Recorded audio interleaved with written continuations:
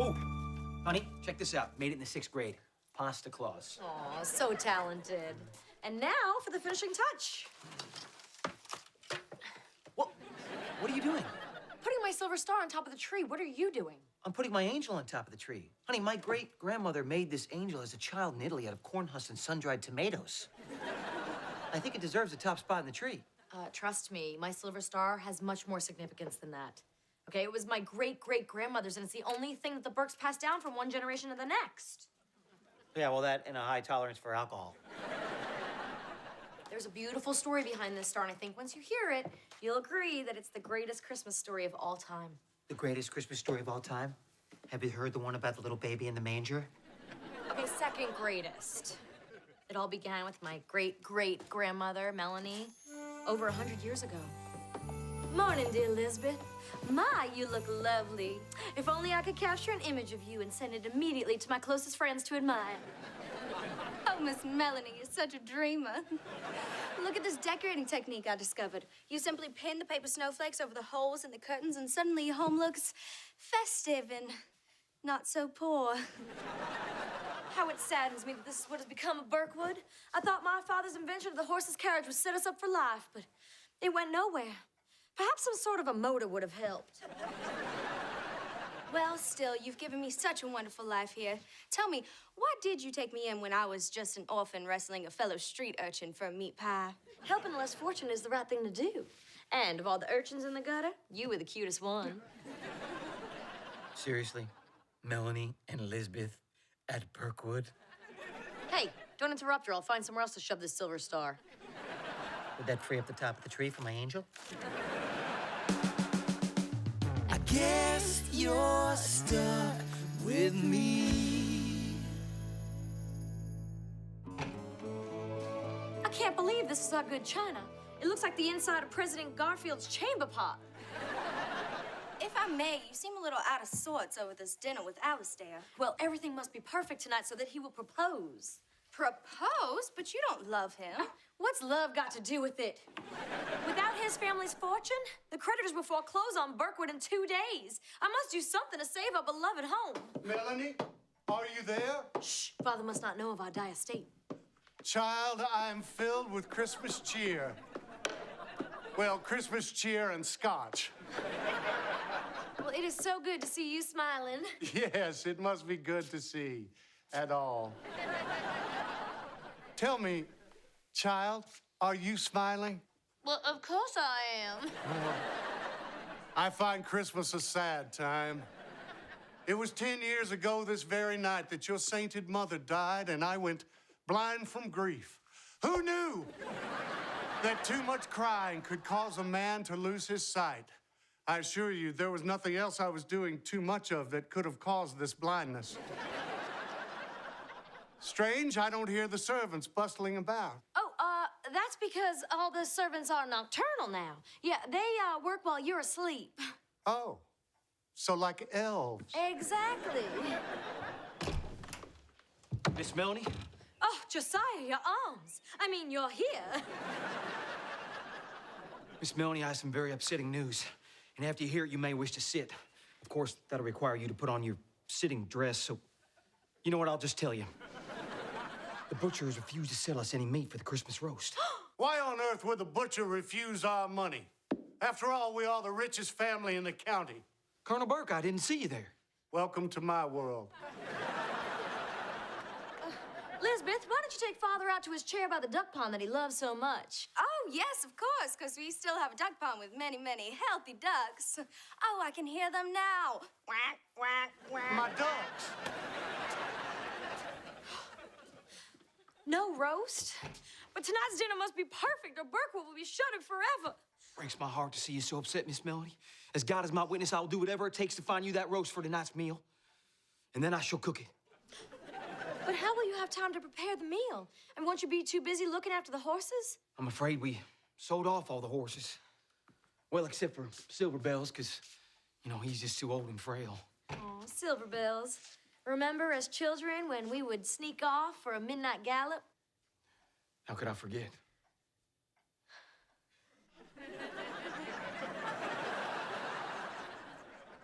I should go start cooking dinner.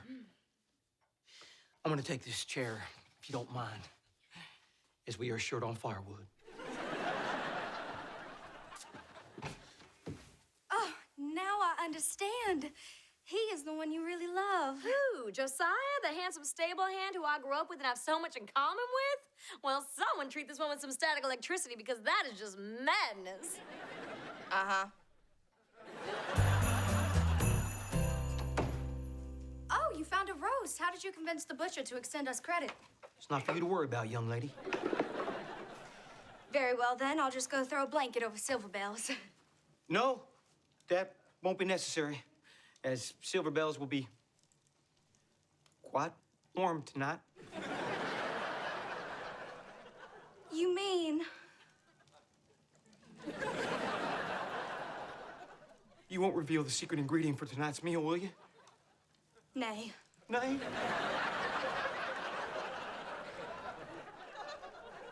Those were Silver Bell's last words. It's just that I would have done anything to make sure that this Christmas feast was exactly the way Miss Melody wanted it to be. Well, don't you know why tonight's dinner is so important to Melanie? She wants Alistair to propose. Is this true? Yes, but she doesn't love him. You must stop it. I have a great idea. I'll tell Alistair that I'm a vegetarian. That's a new diet that all the poor people are doing. Oh, phew, you found a roast.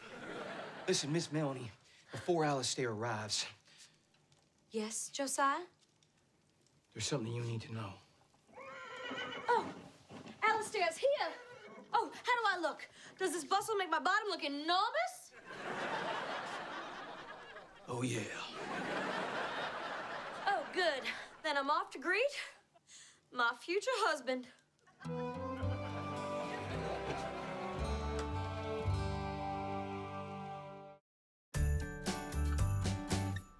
Mel, I have to say, I find one part of that story hard to believe. Which part? The whole thing. Hey, we got our last-minute Christmas shopping done. And Ryder wrestled a small child over a Highlander toy. And won. Oh, can I put the silver star on top of the tree? No, actually, we haven't decided which ornament is going to be going on top of the tree. Your Aunt Mel's trying to convince me this silver star holds some special place in Burke family history. Really? I've never heard that. Well, then you two should sit down and hear the story about your great-great-grandmother. No, wait, she was my great-great-grandmother, which would make her your great-great-great... Whatever. She was awesome, okay? Here, Alistair, sit next to me. Well, it would be my pleasure, Miss Melanie. Here's your roast, sir. Tell me, Alistair, have you ever seen grander Christmas decorations?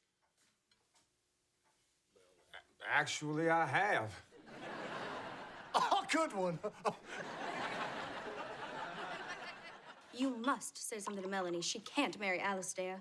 Ah, look at him. He's way too shy to ask for a hand. Well, Melanie might ask him. She's a bold woman on the cusp of a new century. The other day, she wore a dress that showed almost her entire ankle. Her bare ankle? I'll be banking that image for later. I'm so hungry I could eat a horse.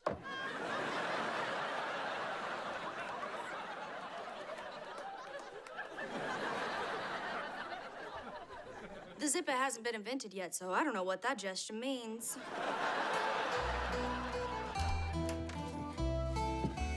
Well, that was quite a feast. Oh, that? Well, that's what we don't care what people think. It is beautiful out here. And it all belongs to me and whomever I marry. Well, just the other day, I was saying to my husband, oh, did I say husband? I meant father. I don't have a husband. Perhaps I will someday. Have a father? No, silly, a husband. Tell me, Josiah, what are Melanie and Alistair up to on the veranda? Well, at the moment, sir, they are having polite intercourse. Describe their intercourse to me. Well, sir, right now, Miss Melanie is laughing as only she can. Where she playfully tosses her hair and her eyes shine so bright. Oh, do me a favor, good Josiah. Laugh as she is laughing.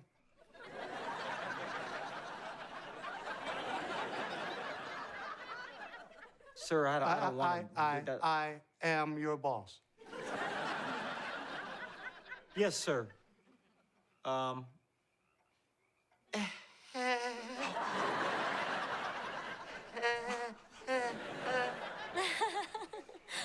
Alistair, you look as though you're gonna kiss me. I do. Oh, no, I wouldn't presume to do such a thing, man. Well, I wouldn't mind if you did. Not that I know much about kissing, but from what I've seen at the Magic Lantern show, it goes a little something like this. What is happening now? I could tell you, sir, but then I'd have to gouge out my eyes, rip off my ears, and cut out my tongue. Well, in that case, skip it. Wow. If we were husband and wife, we could do that every Sunday. Really? Then let's get married. Oh, Alistair, say it again. But this time, while picking up my handkerchief. Okay, now bend that knee. Yep, right there. Okay, and now say it. Melanie, will you marry me? Oh, Alistair, this is such a surprise.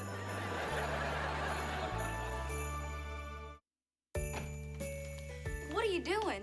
Putting away leftovers. Silver Bells was a fine old stallion. Should last us the rest of the winter. No, I mean, what are you doing here? You have to tell Melanie how you feel about her. Otherwise, she'll wind up with the wrong man. And when you die, they'll write upon your gravestone, "Here lies Josiah. He died sad and alone, but he had his pride." So there's that. You know what? You're right. You're pretty wise for an urchin. Well, I was first in my class at urchin school. I'm gonna go tell Miss Melanie the truth. Alistair has asked me to marry him, and I said yes. Yes, yes, yes, yes, yes. That is wonderful news. Josiah, break out our finest champagne.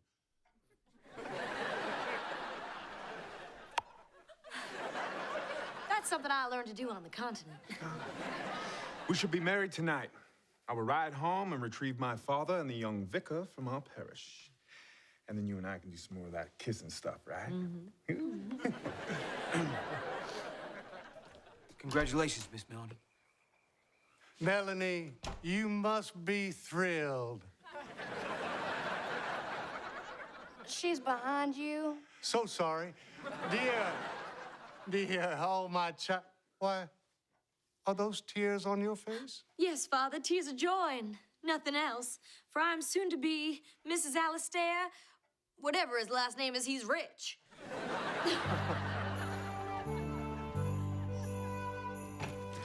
Josiah, thank you again for all your help tonight. This proposal wouldn't have happened without you. You're welcome, Miss Melanie. Although don't expect my assistance on your honeymoon now.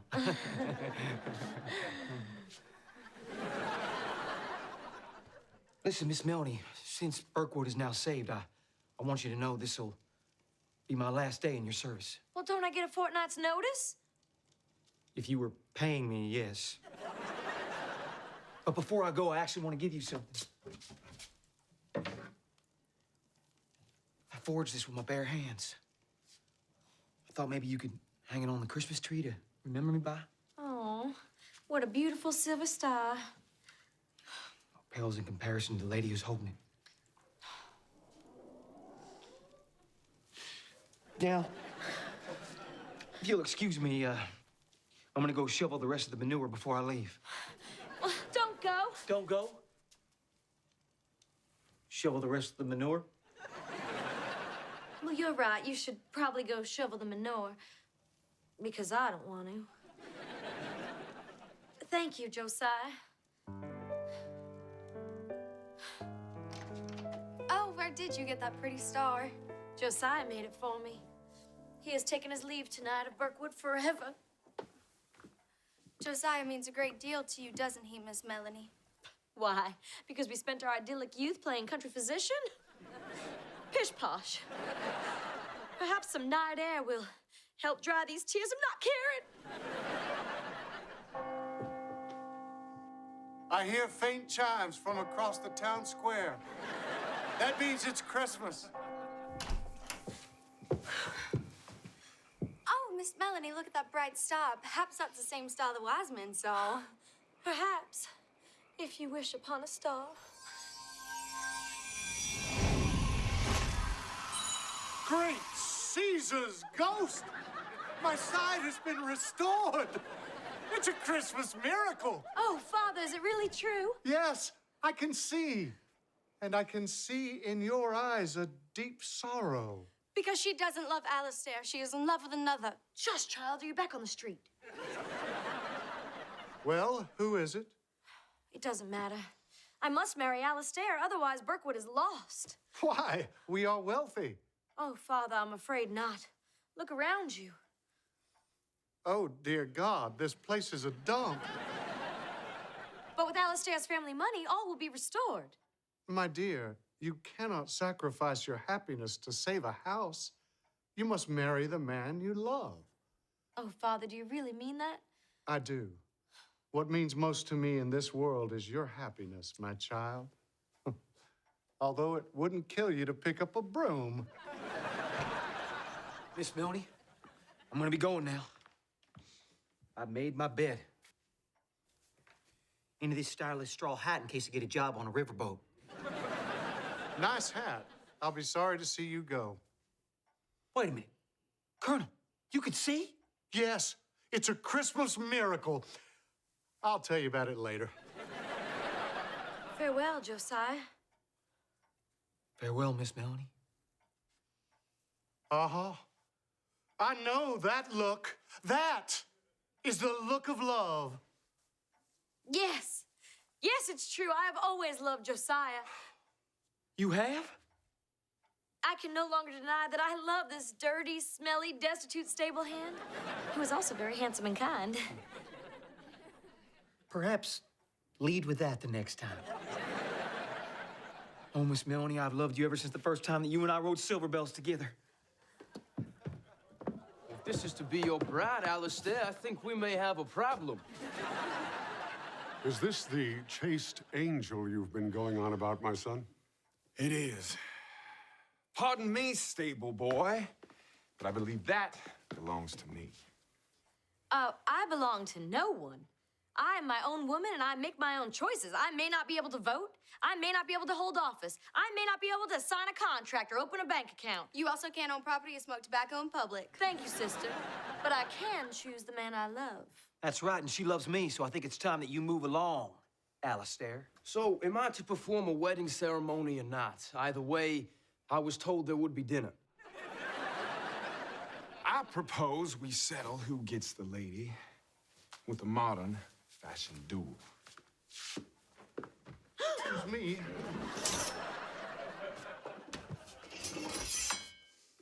I suppose I'm gonna get one of those, right? Nope. A real gentleman, I see. Someone stop them. Yours, Father. Go for his throat, Alistair. And don't get blood on your shirt. Your mother will be vexed.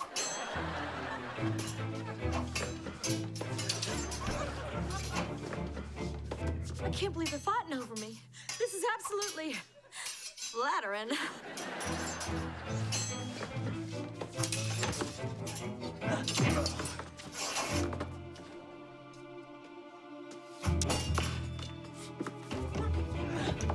Stop! That mark. How did you get that? Sir, I was born this way. My eldest son had such a mark. He was stolen from us as a babe by traveling fortune tellers. I was raised by traveling fortune tellers, never told of my true birth. That means you two are brothers. Brother? Brother! Father! At last! When do I get to meet Mother? As soon as she returns from following that heartthrob John Philip Sousa on his concert tour. Josiah, as my eldest son, you are now heir to my entire fortune. Primogeniture in your face. Well, that sucks. Well, this means we can be married and Birkwood can be saved. Oh, and true love is won out. My lady, would you do me the honor of being my wife? 1,000 times? Yes. Save it for the ceremony, you two. Young vicar, would you please get my daughter hitched? It would be my joy and pleasure to join these two in holy matrimony. As soon as I get something to eat. I have a great idea. We could ride Silver Bells together again, but this time down the aisle. My dear, there's something I should tell you about Silver Bells. Ikumoit.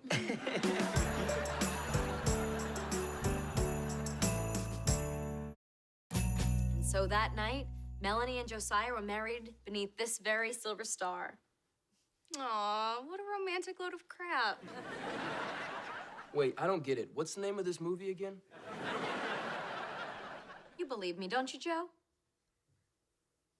Not even a little. But you know what, honey? I gotta tell you, the fact that you went to such incredible lengths to make sure that this star gets the top spot on this tree is both what I find most annoying about you, and yet what I love most about you. Aw, honey, letting me have my way is the best Christmas present ever. Oh, well, then I think my shopping is done. No, you still gotta buy me stuff.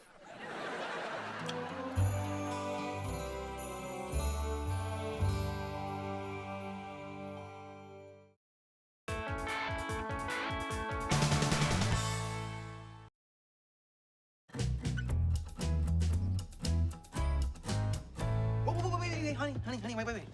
Even though we're coming back from the hospital, technically, we are still coming back from our wedding. And there are traditions. Which can wait. No. Nope, sorry. This new husband will now carry his new wife over the threshold. But I really gotta pee. So I won't pick you up by the bladder.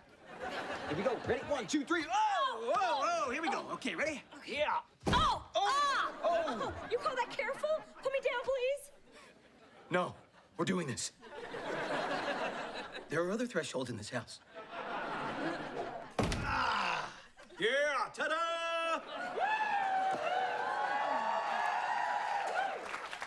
Wasn't that romantic? Yeah. I gotta pee so bad. In 20 years, you're gonna be very happy that I just did that. No, I won't. Yeah, you will. Will not. I heard that. It's all good, it's okay, it's all right, as far as I can see, it's all good, it's okay, it's all right, I guess you're stuck with me. I had to toast my own bagel. Oh, thank you, everybody, for helping the crippled bride. Oh, I love you all so much. Ooh. Where's my coffee? Oh, damn. Hey, look at you getting around like a pro. I tried to scratch my knee, and I got a fork stuck down there. I guess that means you're done. Oh! Well, get ready to love me because I just got us a full refund for our honeymoon. That's right, baby. Yeah, hotel, airfare, the works, all right? And if I recall, a certain person here in the kitchen laughed at me for buying trip insurance, so a latte a day. Yay for us, we're not going to Tahiti. Hey, you know what? Let's take a picture in front of the refund check and post it and make all of our friends jealous.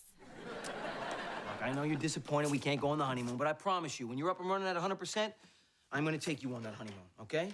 Along with all the exciting things that happen on the honeymoon. Oh, I'm not waiting another 4 weeks for that. Okay, I want it now. This marriage needs to be consummated.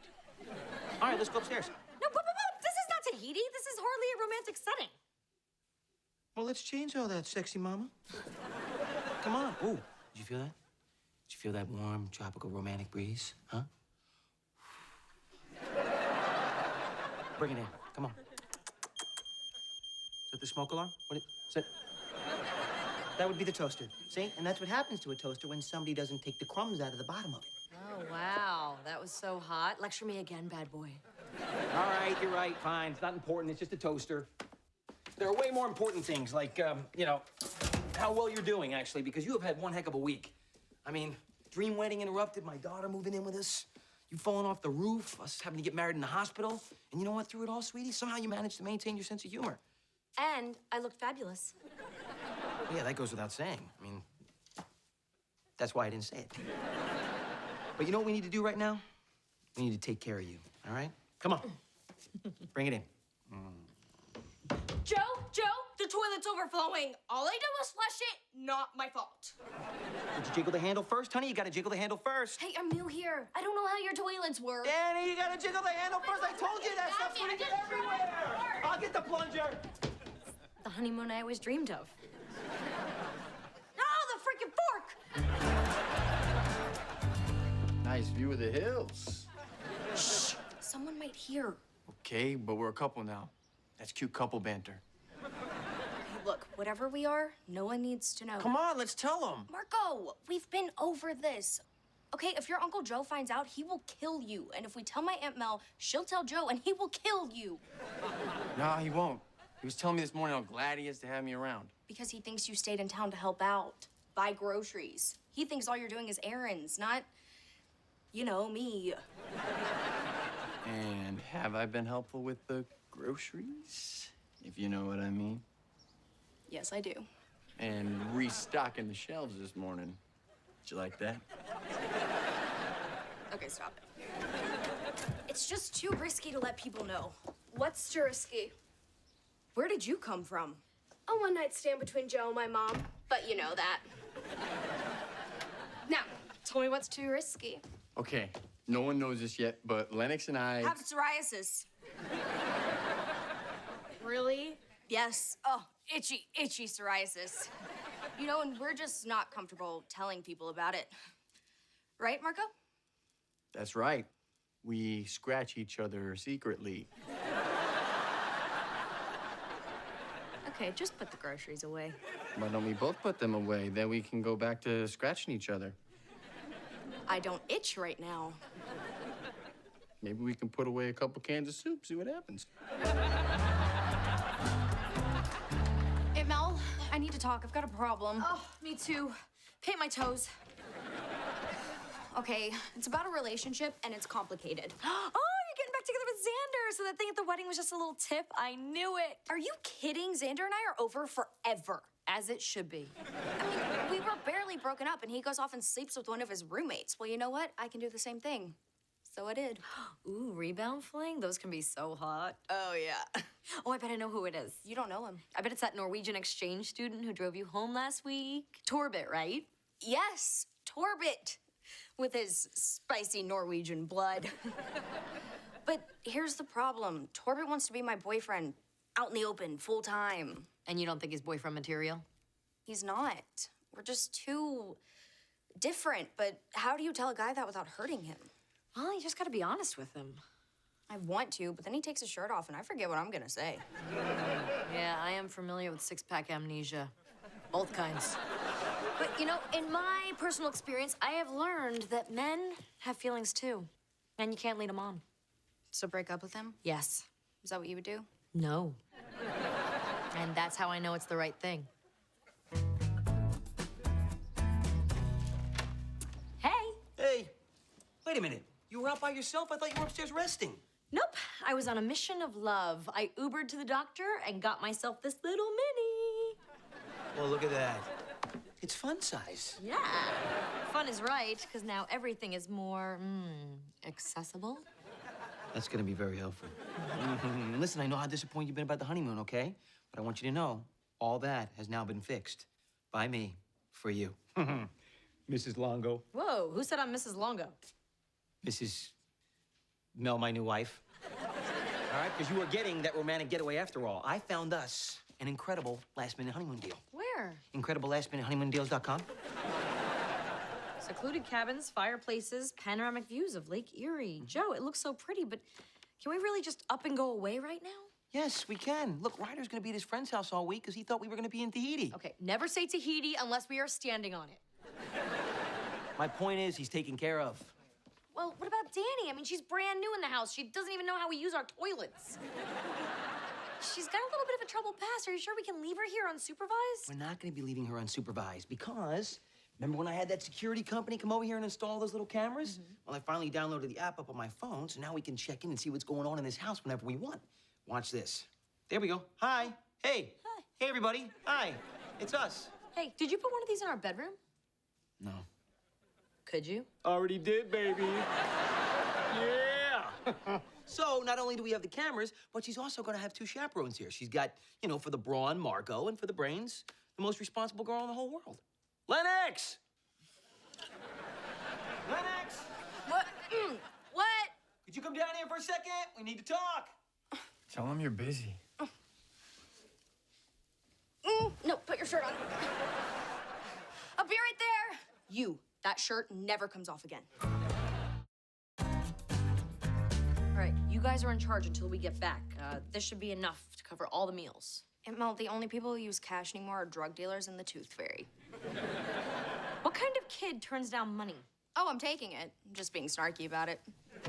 Margot, make yourself useful. There is no other reason I'm here. So, Danny, listen, honey, I left the number to the inn on the fridge. Why wouldn't I just call your cell phone? Well, you know, in case there's a meteor shower and it knocks out all the cellular transmission. Oh, well, then we'll be okay with our $40 cash until the zombies attack.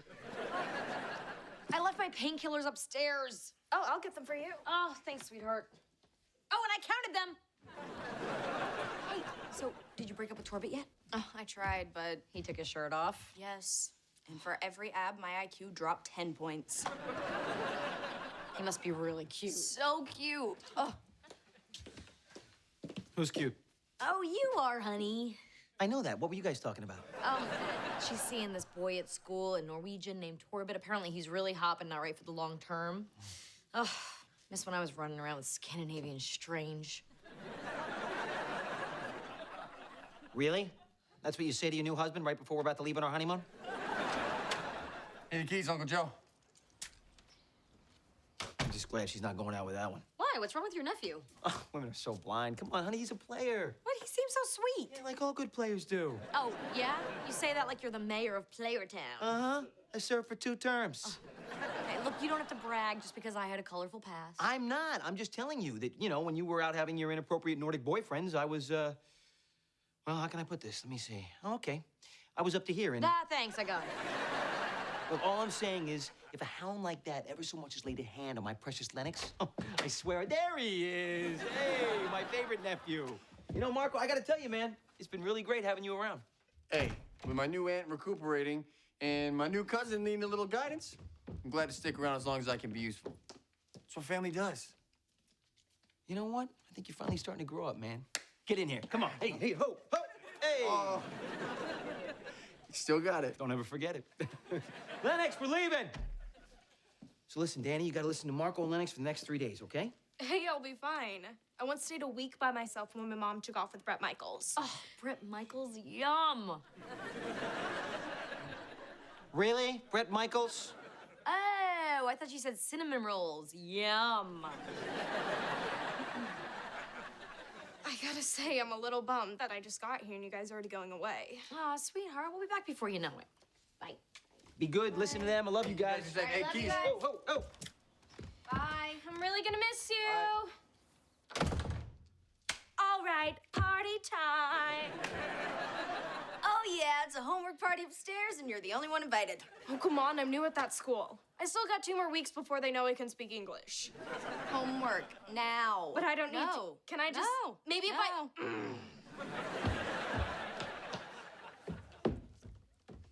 Now that she's gone, No. Marco, Lennox. we need to talk. As you and I struggle to define what we are to each other, you know, I believe what I am to you is neither analogous nor parallel. You're cute when you're thinky. You need to be serious. No, what I need is ketchup. Oh, this is one of my good shirts. No, don't!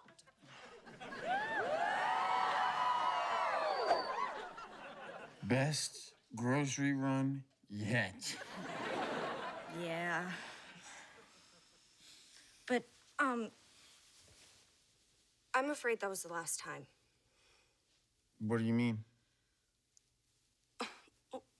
I don't really want a boyfriend right now. And I guess I should have told you that before. Maybe you should have. It's just, You're so damn irresistible. I really don't know how to take that. A compliment wrapped around a put down. It's like an insult calzone. Oh, think I can handle 3 days of this, huh? This is awesome. Look at that. We got a lake view over here. We got view of the mountains over there. But the best view of all, well, that would be right here in front of me. Aw, Joe, I fully intend to have sex with you. You don't have to work so hard. No, I do it for me. Now, I do like this room. Yeah, well, you know, nothing but the best for Mrs. Long-term partner forever. Let's take this nice and slow, huh? Screw that. It's consummating time. Oh, okay, I'm down. Yeah, sure, let's do it. Oh, I like that. I like that, yeah. You know what? I just thought about something. This is gonna be the first time that you have ever had sex with a married guy. Absolutely. This is the first time I've ever done that. Ooh, is this married man sex? Saucy. No, you had a mosquito on your butt, look. Oh. Yeah. Ooh, Yeah. there's Ow. one on you too. What the? They're everywhere! You left the window open! I was trying to get some fresh air in here. I'm like, You gotta at least close the screen. yeah, oh, great. What are you doing? You're locking them in here with us now. You're the man, start killing them! What do you think I'm doing, huh? Giving them high fives? You know what? Maybe this will stop them. What? Honey, that's sunscreen. Yeah, well, maybe it'll work. Oh, nice. Well, at least they won't get skin cancer. Hey, what are you...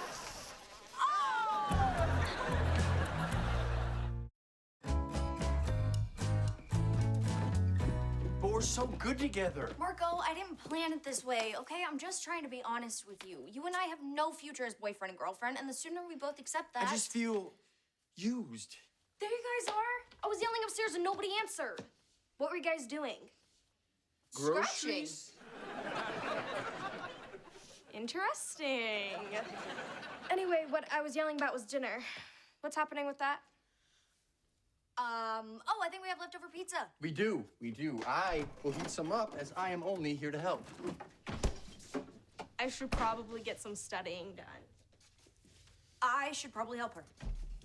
I think you're just trying to avoid talking to me. Am not. This is studying. I won't be able to concentrate on my schoolwork till I see what happens on Hookin' Up tonight. Whoa, you're too young to watch that show. Please. I toured with my mom in Black Sabbath. I've seen stuff that would be blocked on YouTube.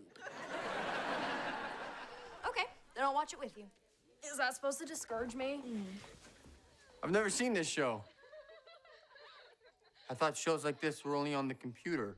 We're gonna find out if Chloe's gonna stick with this guy she jumped on just for fun, but doesn't want to have a real relationship with. That sounds most intriguing. Tell me more. Okay, she had a fling with this real cute guy, but doesn't think he can cut it as a boyfriend. Well, maybe she should just give this guy a chance. Is he nice to her? He's sweet. And they have chemistry. So what is this girl's problem? Well, she thinks The that problem is she doesn't want to hurt him. She's not a horrible person, but she just got out of a relationship and she's not ready for a new one. I assume. Do you two really think you're fooling anybody? Harder. Harder. Are you sure? I don't want to hurt you. I can handle it. Oh, that's it. That's the spot. Oh, it's so good. Okay, now it's my turn. You have to do me. What? No, I'm not finished yet. Oh, come on, my hand's getting tired. Well, then use the other hand, damn it. Oh, yeah. Oh, yeah. Oh. No, it's just not doing it. What? You seem to be enjoying it. Yeah, well, I got close, but I need calamine lotion. You need calamine. Hey, it's my turn. Come on, you have to do my back. Do yourself. You know, it's not gonna work. I just got too many muscles. Wow. That episode was especially inappropriate. I am now a fan of this hooking up show. And I gotta say, I'm glad to see Chloe's gonna try to make it work with Fling Guy. I don't think it's a smart decision at all. These characters are making terrible choices, and it's a TV show. You're not supposed to imitate their behavior. Everybody knows that.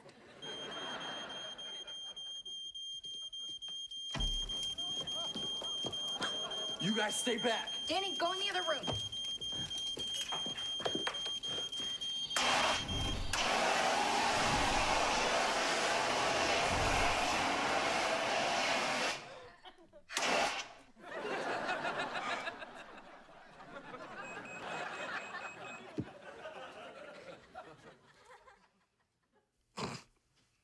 toaster. You better be watching How to Please Your Woman videos. No, we just got a security alert. Ooh, you look fantastic. I'll let you play Connect the Dots later. So what's the security alert? It was a smoke alarm. Yeah, because somebody here didn't clean the crumbs out of the toaster like they said they did. I cleaned it out. Mm-hmm, I'm sure you did. Yeah, no, I did. It wasn't me. It doesn't matter. Well, it sort of seems like it does. It's a mess in there, but at least the fire's out. That was amazing. Yeah. My nonna used to fall asleep smoking, so got pretty handy with these babies. I'm just so glad you were here. Me too. We're all good now, so I guess I'm just gonna go pack. There's a bus later to Newark, and that'll be that.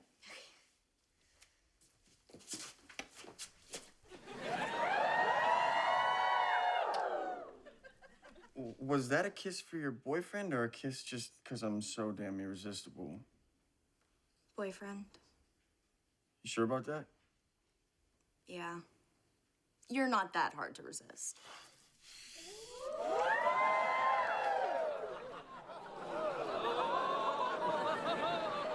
I told you it wasn't me.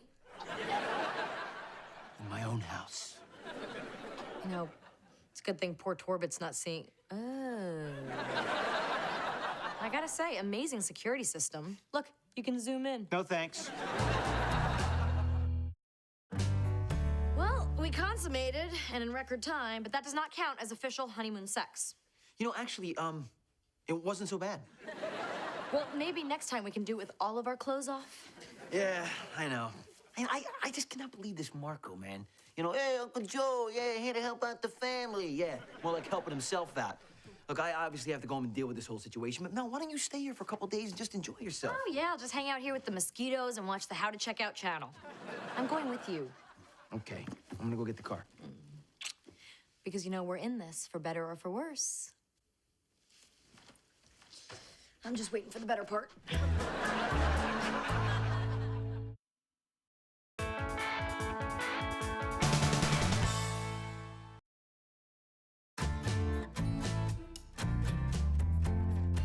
I cannot believe Marco and Lennox have been sneaking around. My own nephew, he lied to me. My niece lied to me, too. How come I'm not freaking out? I don't know. Painkillers? Built up a tolerance to those years ago. Hours ago. It's different, okay? Marco made Lennox lie to you. Made her? What, is he got some kind of hold on her? Yes, honey, I keep telling you, all right? You are underestimating the power of a male with Longo blood. We can get a woman to do anything. Anything. The powers are limitless. Can you open the door here, please? Okay, you know, I just think we should enjoy the beautiful night sky until your urge to murder passes. Babe, I'm telling you, look, I'm gonna go in there. I'm gonna be under control. I'm not even gonna raise my voice. Trust me. Okay. I didn't bring my keys. Grab mine, they're in my pocket. Yeah, I don't think your keys are in here. I'm sorry, I meant the other pocket. So you were just gonna let me feel around in there all day? I was.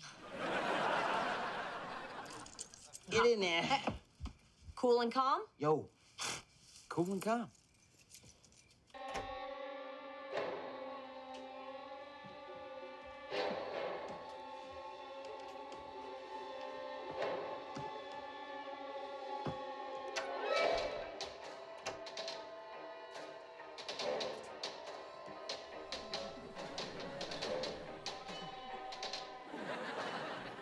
Hello, lover. Mel, Joe, what are you guys doing home? You scared me half to death. Great, now I'm gonna finish the other half. Calmly. It's all good, it's okay, okay, it's all right, as far as I can see, it's all good, it's okay, okay, it's all right, I guess you're stuck with me. I cannot believe my own nephew lied to my face. What, do you think I wasn't gonna find out? I got one question for you, Marco. Just one.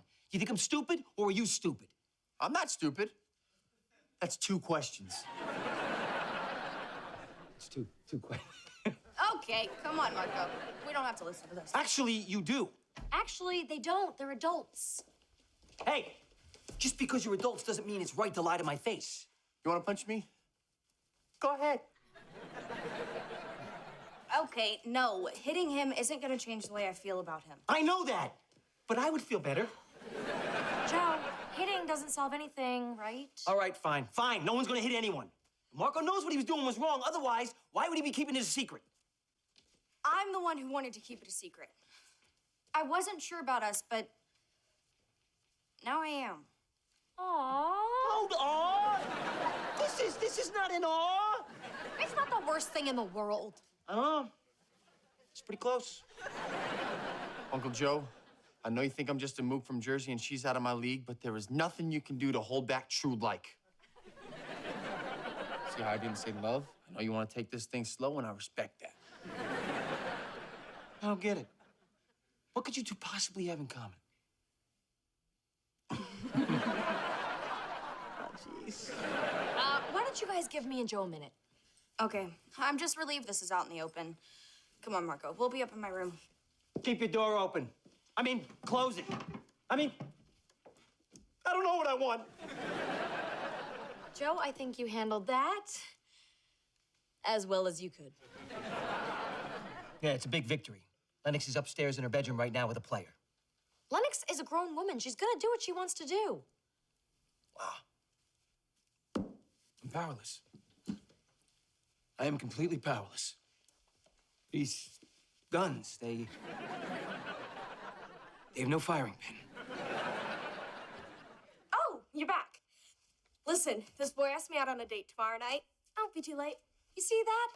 First week at a new school and Danny's already making friends. Isn't that great? It's awesome. You're not going. But I already said yes. Oh, you already said yes? Oh, well, in that case, you're not going. Why? Why? You want a reason? All right. Look, I actually have a very good one. Now, look, it's a little complicated, but here it is. 'Cause I said so. Oh, you're such a dictator!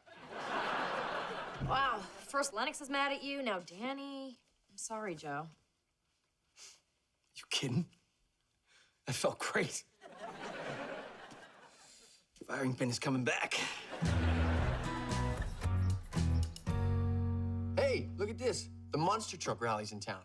Ugh, can you imagine people actually go to that crap? Did I mention I welded the cage to the Crushmobile at the Northeast Monster Truck-O-Rama? And we won most bodacious. That's impressive. Don't worry, I'm sure there's tons of things we can find to do together.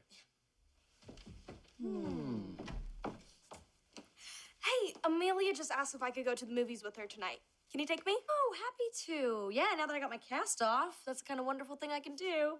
I can also do this.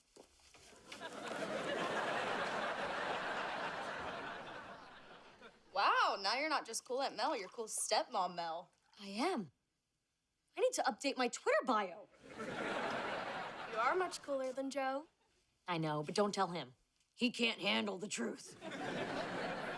That's a reference? Never mind. Hey, I bet there's tons of movies that we could see. Oh, yeah, of course there are. Oh, I really want to see this French film, La Tristesse de ma mère. Means the sadness of my mother. If his mother's a robot, I'm in. But you know what I hear is also cool? Zeke the talking donkey. Check out the ad. Zeke, the dirtiest ass in Cleveland. Get it? I wish it didn't.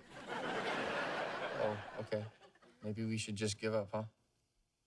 What? No. Hold on. How about this one? Hang the Iron Lantern. It's a documentary about a local sculptor, Thorndike Wells.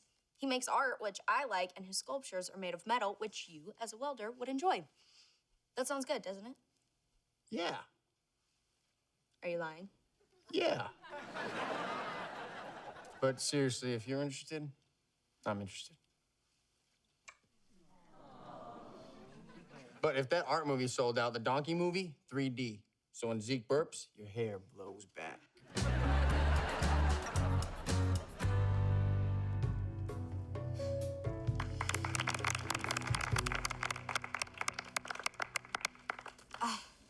Thorndike Wells is such a genius. I mean, to spend 3 years working on that one sculpture? I don't know what he was doing all that time. Me and my boys could have that thing knocked out in a weekend.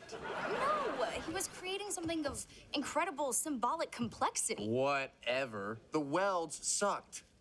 Drippy, uneven. He is not getting into the union with sloppy work like that. Hey, Lennox.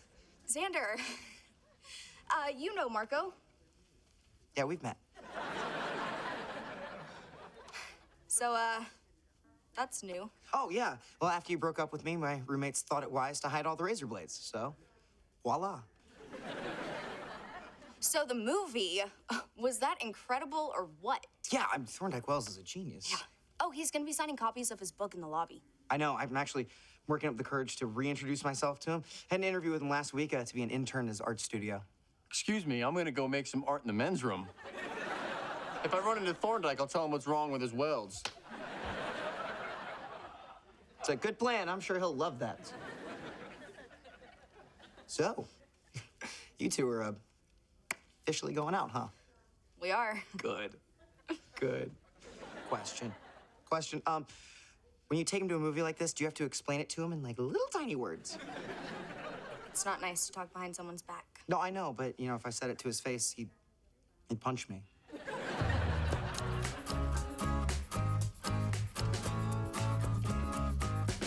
Hey, Danny, great. I thought your dad wouldn't let you come out on a date. My dad has no idea. Luckily, my stepmom's easy to scam. Joaquin and Dash are getting us some popcorn. They'll be right back. Oh, hiya. What are you doing here? You were just supposed to drop me off. Oh, well, I saw the poster. I didn't know this was a Zeke movie. I love that talking donkey. You know, he really speaks his mind. Anyway, if it's awkward for your girlfriends to see me, I can sit a few rows back. Oh, that was weird. A totally random boy just handed me popcorn for absolutely no reason. Is this a date? No! It's a double date. Thanks! Don't tell Joe. He can't handle the truth. Did I say it right? Danny, your dad told you no dating. Yeah, but clearly that ship has sailed. Okay, I can't leave you here with these boys. That would be like lying to Joe. I've done it. It's not that hard. Joe and I are a team. I can't go behind his back. But what about me? It'll be totally embarrassing if I just leave. Come on, you were 13 once. Not that long ago. Uh-huh, yeah, like I'm gonna fall for that. How long ago do you think? If my stepmom drags me out of here, the humiliating photos will be all over the internet before I leave the lobby. My life at my new school will be totally ruined. Okay, but Joe never finds out.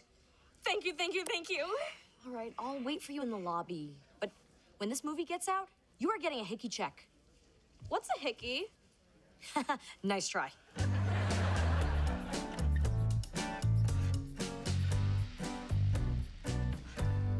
Morning. Hey.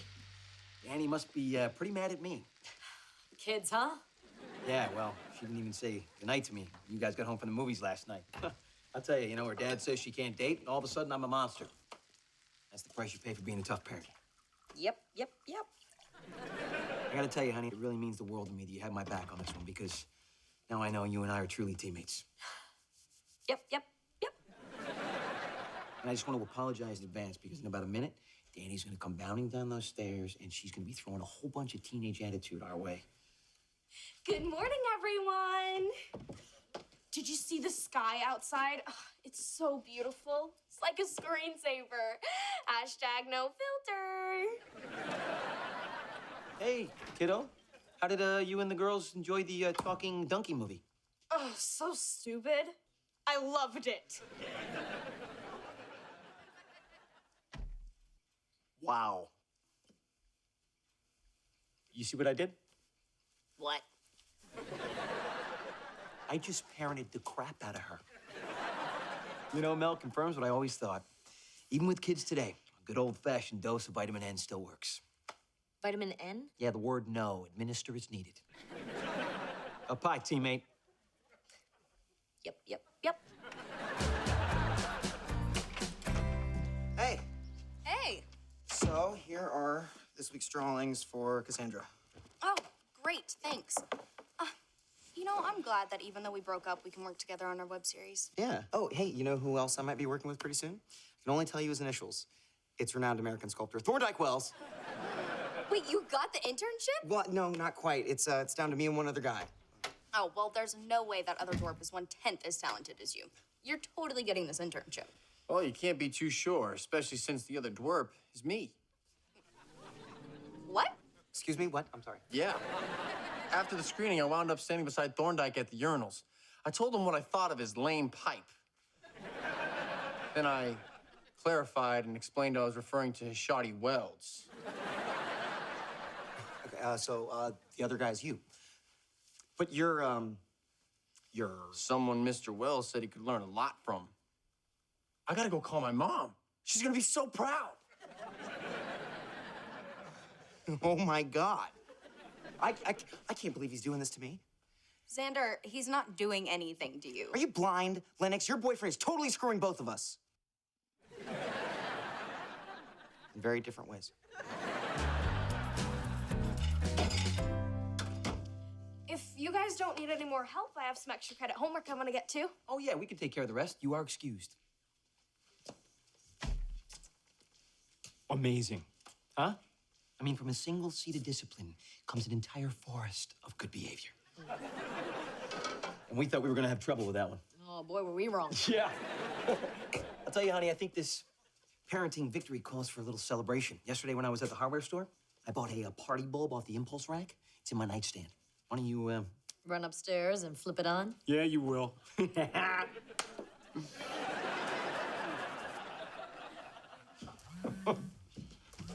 Oh, hey, Dan, you left your phone on the table, sweetie.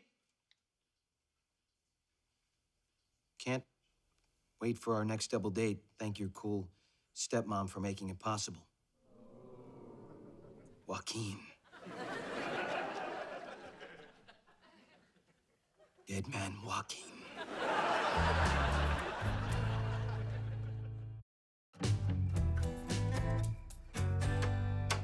I got you some frozen yogurt. Why do you want to work for Thorndike Wells? Some girls would just say, I'm so lucky to have a boyfriend who brings me frozen treats. I can't figure it out. Why all of a sudden someone who has no interest in art wants so badly to work for this artist? It doesn't matter anymore. Gallery just texted me. Xander got the job. You were right. I couldn't compete with an actual artist.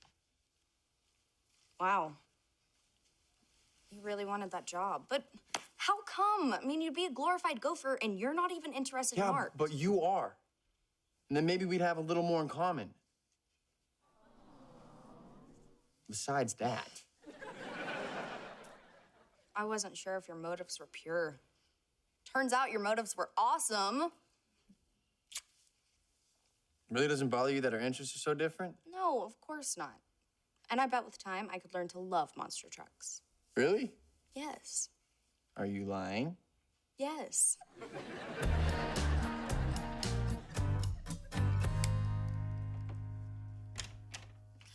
Oh, I wasn't expecting you at all, but now that you're here. Mel, before we go any further, Oh, right, I almost forgot.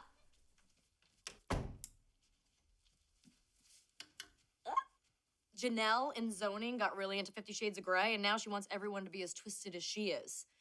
And I think it would be rude not to use her Secret Santa gift.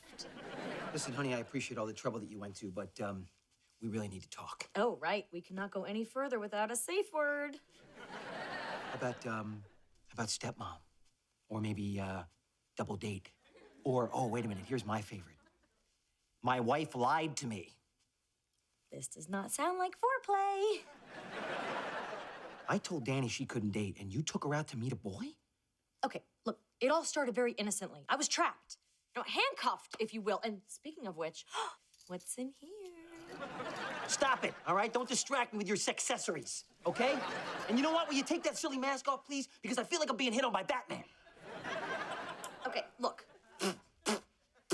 I didn't know that there was gonna be a boy there until after we got there. Besides, it was just a movie. Just a movie? Half my neighborhood was conceived during just a movie. Joe, if I dragged her out of there in front of her friends, she would have been humiliated. You were 13 once. Not as recently as me, but... Mel, we are husband and wife. We are teammates. I understand you had to make a tough call in the heat of the moment, but why didn't you tell me afterwards? There was a very good reason.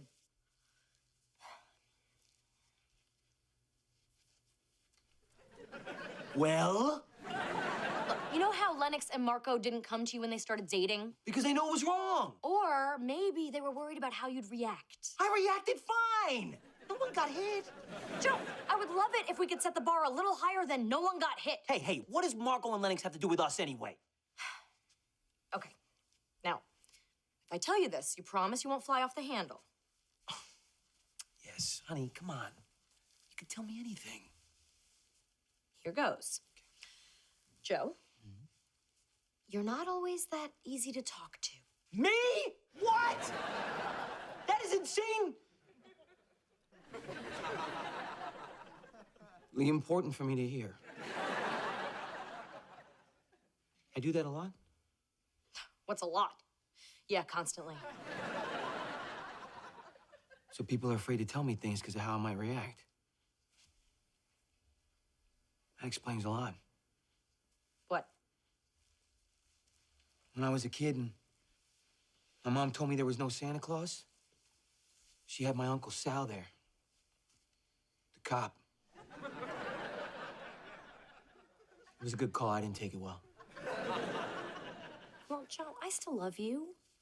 All of you. You know, even the overreacty angry parts. It's not all anger, Mel. A lot of it is, fear, actually. I was afraid Lennox was gonna get hurt, and there was nothing I could do about it. Danny's even younger than that, and I gotta tell you... You were worried she'd get hurt? No, I'm worried I'm gonna be a grandfather. Thanks for letting me know that my parental concern can look a little scary at times. You're welcome. And I should have come straight out and told you what I did for Danny. So wait a minute. In other words, you were, Really? You're gonna make me say it? I'm just saying, you know, you went to all this trouble for a romantic evening. This could really get the night going. I was... wrong. Oh, God, that does it to me. So wrong. Mistaken. Incorrect. I am not withholding anything from you tonight. So, I start tomorrow as Thorndyke's new intern. You know, I'm answering phone calls, running errands, plunging the occasional toilet. Doesn't sound very glamorous, but I'm really excited. Well, I'm sure you will be working side by side with him in his studio in no time. Oh, no. No, he made it very clear nobody touches the art but Mr. Wells. Hey, guys. Hey, babe. Oh, hey. Hey, you know, sorry about that job. Better luck next time, right? Yeah, maybe it just wasn't the job for you, but I know there will be other opportunities that fit you perfectly. That is exactly what Thorndyke said when he told me I wasn't gonna get that gopher job. But then, a funny thing happened. He just called and asked if I want to help out in his studio pouring metal and doing the welding. I'm gonna be his new apprentice. So you're gonna touch the art? You're just gonna do that? His exact words were, Marco, I want you by my side as I create.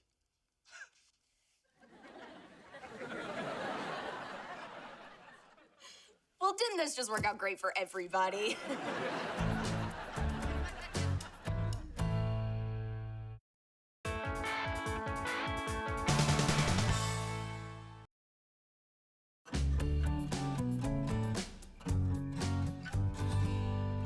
Hey, family. I thought you were at Glenn's house. What are you doing home? Oh, I'm not really here. I just came to pick up my toothbrush. You've been gone for 3 days and you just now realized you didn't have your toothbrush?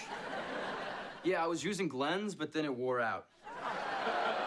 Look, why don't you just stay for dinner? Joe made pot roast. Ooh, I love your pot roast. This is gonna be so good at 3 in the morning. All right, I'll see you guys. Love ya. Whoa, hey, wait a minute, man. You can't take the whole thing. Yo, right. How is that love? He took the pot roast. That was gonna be my breakfast. Well, maybe this will tide you over. Don't worry about it, all right? That pot roast is not gonna last forever. He'll be back. Ooh, somebody smells good. Oh, yeah, that's my new shampoo. It's cruelty-free. You sure about that? Because it's killing me. Hey, there are impressionable young children here. And horrified young adults. I'm sorry, I didn't realize there were so many sensitive young people here in the kitchen. I'll tell you what, we're gonna leave the rest of the dishes to you all, and Mel and I are gonna say a good night. Oh, more like a great night. Yeah. Don't they know married people aren't supposed to do it anymore? I'm glad we're not married.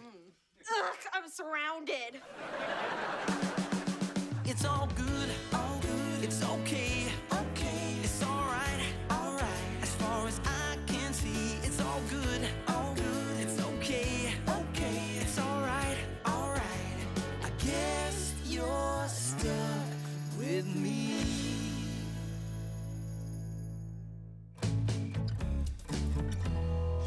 Woo! Yeah! Joe. What? Wow, honey, no, all I'm saying is that if that didn't just make a baby, I don't know what will. What are you talking about? I'm on birth control.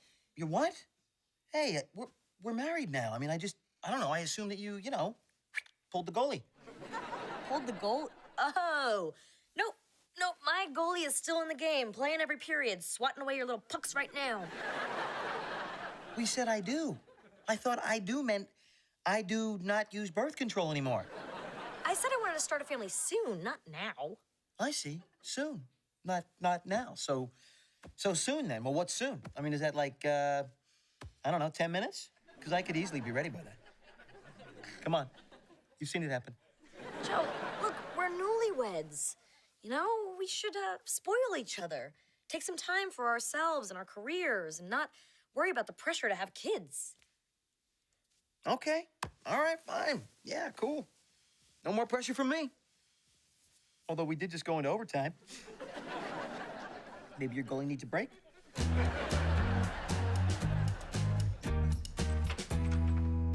Sander, what's up? We were supposed to start working on Cassandra half an hour ago. I'm sorry. I know I was running errands for my boss, the esteemed Thorndike Wells, but I'm here now, and I promise no more interruptions. Oh. Hello, Mr. Thorndike Wells. Yeah, he makes me call him that. Uh-huh. Yes, sir. Yeah, absolutely. I will be right there.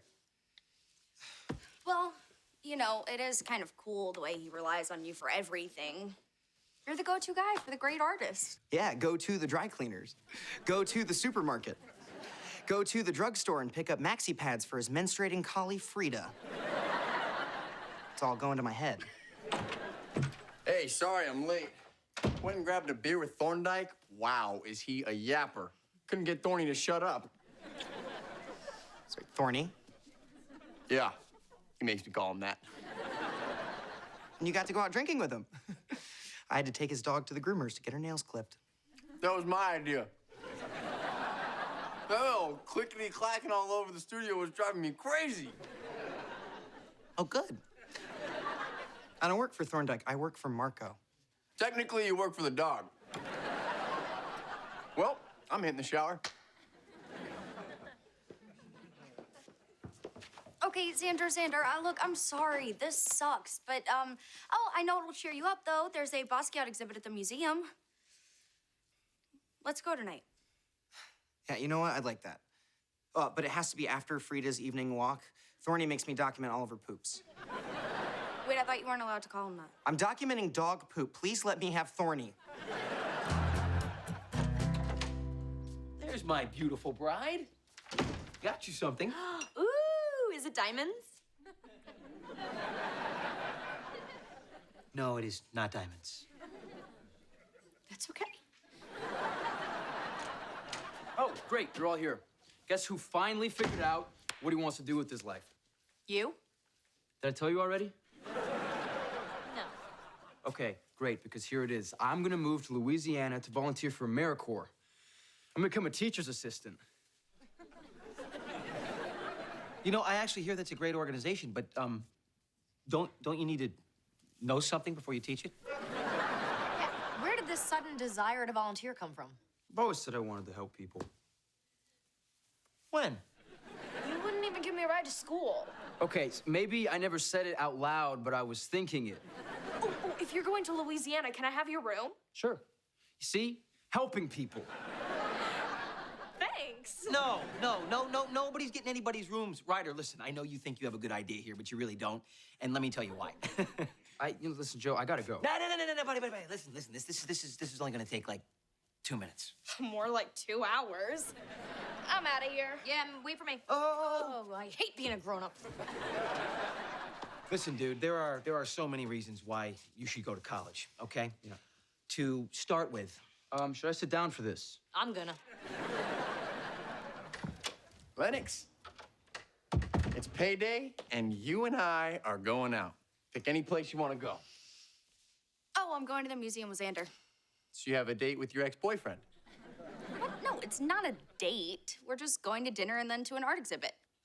I mean, it's not like we're gonna be making out. So it's a bad date. He needs someone to cheer him up. Okay, here's a crazy idea. He gets his own girlfriend and stays away from mine. Oh, is this a jealousy thing? Oh, please. Is Batman jealous of Charlie Brown? Okay, Margot, you don't understand. No, I understand a lot. You're over him, but he is not over you, and you're not helping him by leading him on. Okay, but it's not a date. And this is not me walking out the door. See?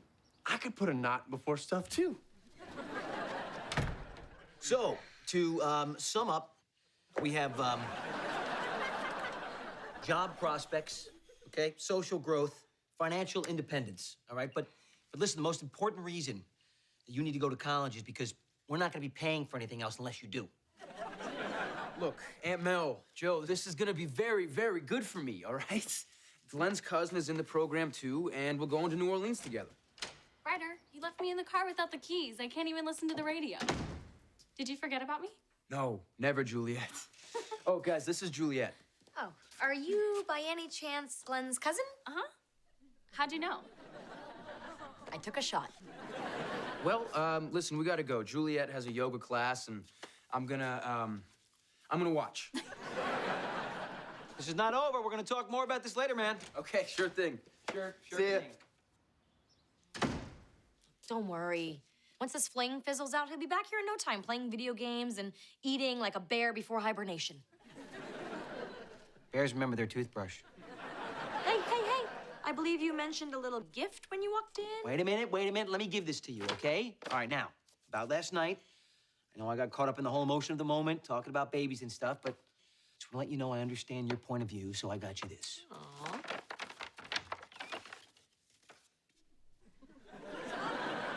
A hockey player? No, that's a goalie. It's birth control. Yeah, I don't think so. It is. Look, this is my way of saying you can keep the goalie in the game for as long as you need to. No more baby pressure from me.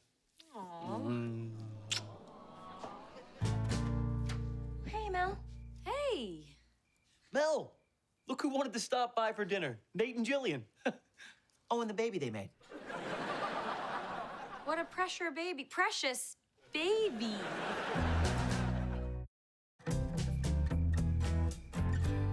Isn't this great, Mel? Nate and Jillian just wanted to stop by. You asked us to come over. Let's not quibble over the details. Joe, can I talk to you for just one little sec? Me? Yeah, sure. What do you? You asked them to come over here so they could throw that little ball of joy and wonder right in my face. What kind of guy would I be if I invited Nate and Jillian over here and I didn't also invite their little baby? This little baby ambush of yours isn't gonna work. You're so cute. You're so cute. Oh, you're a cute little ball of joy and wonder. Yes, you are. Yes, you are. Wonder noses. Nosy. Well, I got Frida her tampons, picked some fleas off her butt. Then to thank me, she licked my face. Hello. Lila, this is Xander. Hello. I work for a dog. Xander, this is my friend Lila, and I was just showing her your amazing drawings. She's a film major and has great visual sense. Yeah, these are interesting. Oh, cool. The way you intentionally make your images look flat and static. Flat and static. That's just what every artist loves to hear. Oh, you're one of those. Sorry, one of what? You just want to hear how great you are. Excuse me. Could I talk to you for just a quick second? Who's the freak? Lila's nice. Yeah, I'm not getting that. Okay, I'm trying to fix you up, Xander. I can't be spending all this time with you. I have a boyfriend, and you need to find a girlfriend. And I think you and Lila have a lot in common.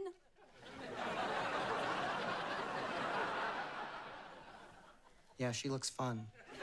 Oh, and this is perfect timing. She just went through her phase with women, and she's working her way back to guys. So what, I'm the rest stop on her highway back to men? Just give her a chance. Fine. I'll ask the beautiful bisexual girl out, but I'm only doing this for you. Who's a big boy? Who's a big boy? Hey, if he's getting too heavy, I can take him back. No, I got him. I got him. Give me. You know, Mel, you're gonna have to give the baby back eventually, or else they're gonna press charges. Yeah, but we haven't even seen the bunny outside yet. He does love bunnies. Oh, good. Bye-bye. Oh, it's so nice to have my boobs back to myself, even for only a few minutes. Yeah, I forgot what they look like without a baby attached. Look at you two making jokes. There hasn't been a lot of joking lately, which is fine, because since I had the baby, whenever I laugh, I pee a little. Yeah, she's gone through more diapers than the kid has. Oh, come on, guys. But you brought this, precious little baby into the world. Yeah, Joe, don't get us wrong. We love, Eddie, yeah. you have no idea what it's like. We're not trying to scare you, but having a baby ruins every part of your life. I'm so sleep deprived. I had lunch with my boss, and afterwards I tried to burp him. Yeah, but now that you had the baby, don't you feel like it's, brought you guys closer together? Yeah, like cellmates, except we don't have sex. Uh-oh.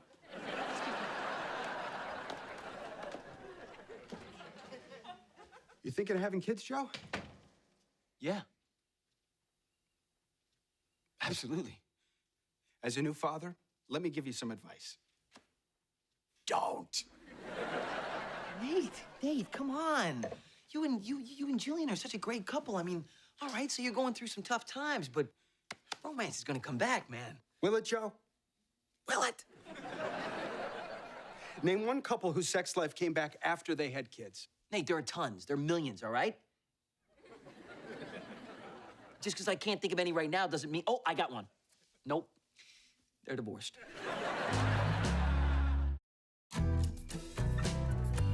Hey, Mel. Did you see how beat Nate and Jillian look tonight? Woo! I'll tell you, having a baby's a big deal. That's certainly not a decision you want to take lightly, huh? Hey, handsome. Take a good look at this nightgown, because it won't be on for long. Oh, yeah. Oh, honey, you know what? Let's just slow things down just a little bit, because you know what? You were making some great points last night, and, we really have no need to rush into anything. Uh-huh. I'm not using birth control. No, listen, babe, I don't want to make you do anything that you're not ready to do. Oh, I'm ready. Put a baby in me, Longo. You're intoxicated, okay? You've been sniffing baby head all night long. Take your pants off now. What? No, hey, no, stop. Listen to me. Did you not see Nate and Jillian? Please don't come any closer. Please, listen, honey, they're miserable. They're miserable, okay? Absolutely miserable. They're exhausted. They can't control their bladders. They don't even have sex anymore. Wait, there's no reason that would happen to us. It happens to everyone.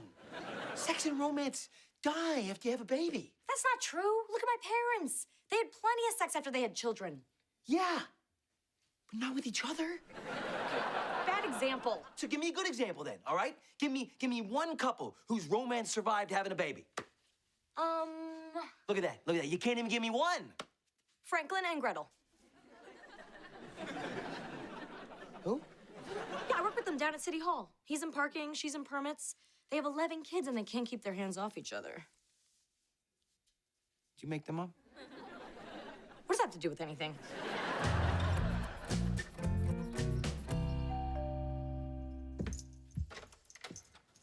Hey, listen, before we get started working on Cassandra, I just want to say that I am so sorry about Lila. I mean, I don't know what I was thinking trying to fix you guys up. Are you kidding me? She's awesome. We've been out 4 times. I introduced you 2 days ago. Yeah, we hit it off several times. And I can say with total confidence that Lila's definitely back on the man train. A choo-choo! Yeah, in fact, she got her commuter pass, and that entitles her to 2 rides a day. Okay, you don't need to tell me everything, but it sounds like she is perfect for you. Oh, you know, nothing's perfect. She's a bit full of herself at times and a little controlling, but apparently that's what I like in girls. Gotcha. All right, let's get to work. Where's your computer? Oh, yeah, that's what I actually came here to tell you. I can't work with you on Cassandra anymore. What? Why not? Well, Lila doesn't want me spending time with an ex. She thinks it's weird. Does this mean that Cassandra's over forever? Well, I wouldn't say forever, but, you know, Lila did. Sandra, how can you agree to something like this? Well, it's a new relationship. Sometimes you gotta... Pretend you're okay with ridiculous demands when you're really not? Exactly. See, I knew you'd understand. All right, so I'll see you later. Well, you know, probably not, but maybe. What was all that about? Well, I fixed Xander up with Lila, and now he's got a girlfriend, and I've lost a collaborator. And a friend.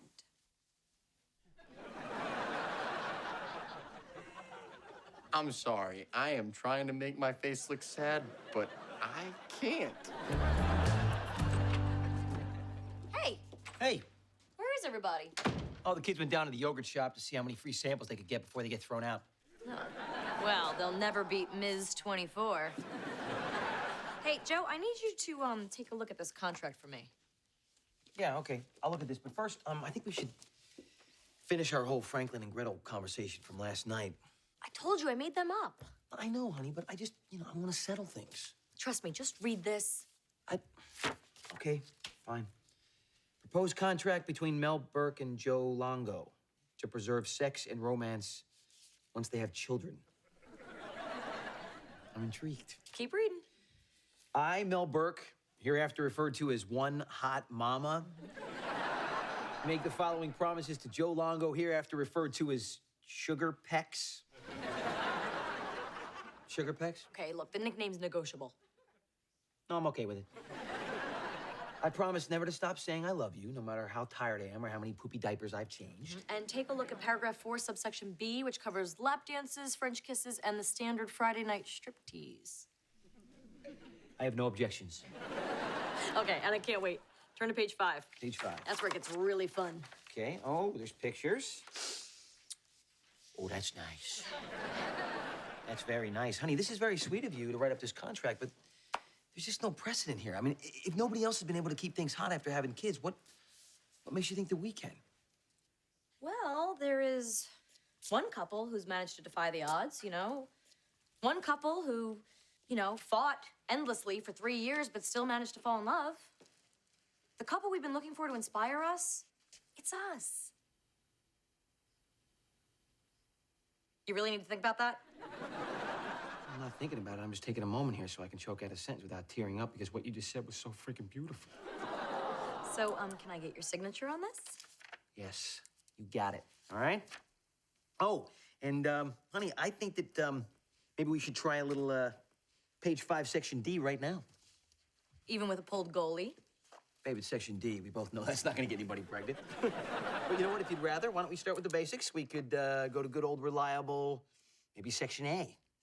Well, if we do that, one of us, the one with lady parts, could get pregnant. You ready for that?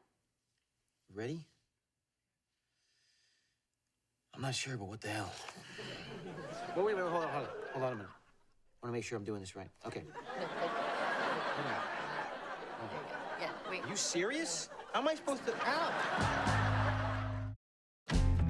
Hey, guys, I just got a text from Ryder. He wants to video chat with us. What? Can't he just come home? I mean, Glenn's house is 10 blocks away. How lazy is he? Well, Oh, right, it's Ryder. whatever. All right, look, let's just take this opportunity to set him straight, but nicely.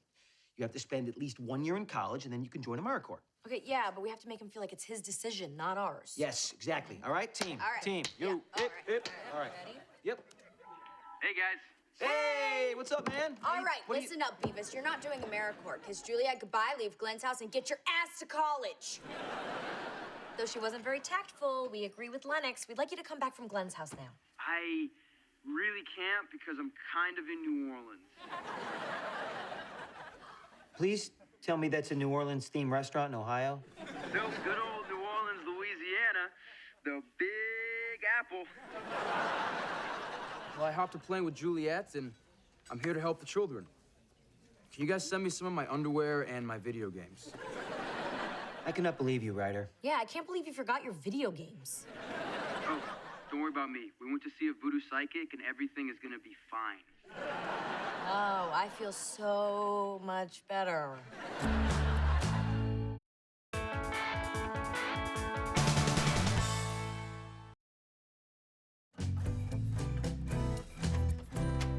Sorry, the town hall meeting ran late. We had to vote 6 times on whether or not some old lady could prune her shrubbery to look like Aphrodite and Adonis hitting it doggy style. How'd the vote go? Well, let's just say the school district is gonna have to reroute their buses. But the important thing is, I am here for us all to video chat with Ryder and wish him a happy 18th birthday! Would you like me to, Yes, activate, computer, go! Well, if you're gonna charm me. Where's Danny? We all wrote the birthday song together. We all have to sing it to him. I'll invite her. Yo, Danny! What, my family, that's a formal invitation. If this is about the math test, I have a totally legitimate explanation. What math test? Exactly. What math test? Danny, oh, it's connecting. We got Ryder in New Orleans. Hey, guys. Hey! What's happening? Oh, call failed. That's a relief. Thought Ryder had a stroke. Joe, make the internet work. Okay, calm down, Mel, all right? Look, video chats never go through the first time. Or the 9th time. 10. But who's counting? It's all good, it's okay, it's all right, as far as I can see, it's all good, it's okay, it's all right, I guess you're stuck with me.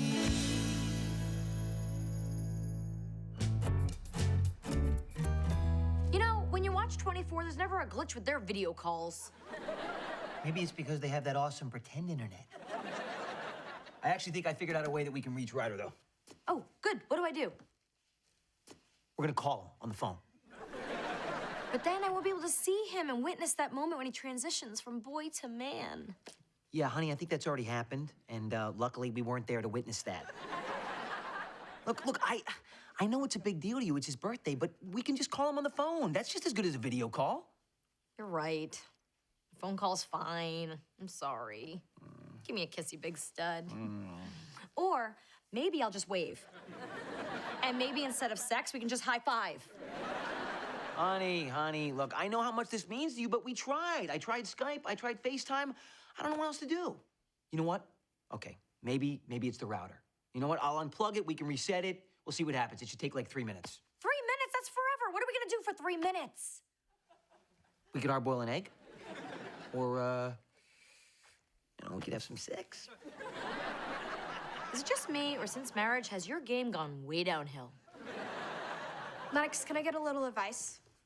Wait, you're asking me for advice? You grew up on the road with rock bands. I thought you knew everything. I know what Gene Simmons looks like in Spanx, but I don't know anything about boys under 60. Okay, that's an image I don't need, but I'm all ears. Well, I texted this boy about, hanging out, and he hasn't texted me back.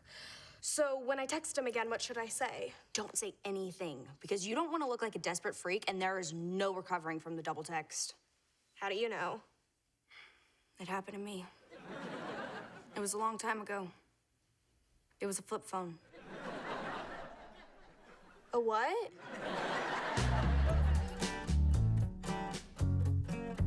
Can we plug it in now? No, it's only been 2 minutes and 17 seconds, okay? The barometric pressure's 29.9. Oh, and it's almost lunchtime in Jakarta. I love my watch. Guess what?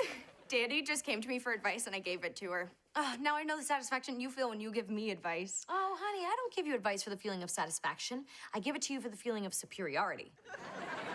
No, it's just for the first time I feel like I know what it means to have a little sister. Oh, this is so wonderful. I've mentored you into becoming a mentor. Wow. How did you manage to make this about you so quickly? Someday I'll teach you. How about now? This is not a toaster, honey, all right? This is a precision piece of electronic equipment. Okay. All right, ready? 6, 5, 4, 3. Close enough. Oh, okay, here we go. And the internet is back to full trickle? What? I don't get it. Well, you did everything you could. I mean, no one could have done any more. Except maybe a professional, which is why I think it wouldn't be a bad thing right now to call Jiffy Nerds. The guys in the orange smart cars? Joe, they're professional nerds. Any car they get in is gonna be smart. I can fix this myself, Mel. Joe, darling, tender Joe, I love you. And even if you can't fix everything in the house, I will still love you. That's the cruelest thing you've ever said to me. Oh, hey, you guys, I just text Ryder, and he's going out with his friends later, but he's home right now, so we can just text him happy birthday. Lennox, do not go there. Text him? Happy birthday? Too late. Why don't we just get some candles and stick them in some dog poo? Because that's the same thing as cake, right? Hey, Ryder will eat almost anything. Okay, we're not doing this by phone or by text. We're gonna be talking to our loved one on the big computer screen, all of us, face to virtual face. Any questions? The answer is no. I think I found out what the problem is. I just need to update our operating system. Well, how long will that take? Faster than a nerd can get here in a smart car, baby. There we go. All right, download will be complete in 5 minutes. You're welcome. Oh, 3 minutes. Yeah, I'm awesome. 12 minutes. 2 hours. 300 hours? How's it going up? Joe, do something! I'm trying. Abort. Interrupt script. Hold on, wait a minute. Wait. Oh, hey! I got it. Okay, I just stopped the download. Well, congratulations, Jack Bauer. And this helps us how? How? Because now we definitely know it's the router, honey. And if there's one thing I know about routers, it's... routers, trust me. Of course I trust you. Hello? Jiffy Nerds? I need you right now. My name is... You already know my name? And my address? Wow, you guys are good.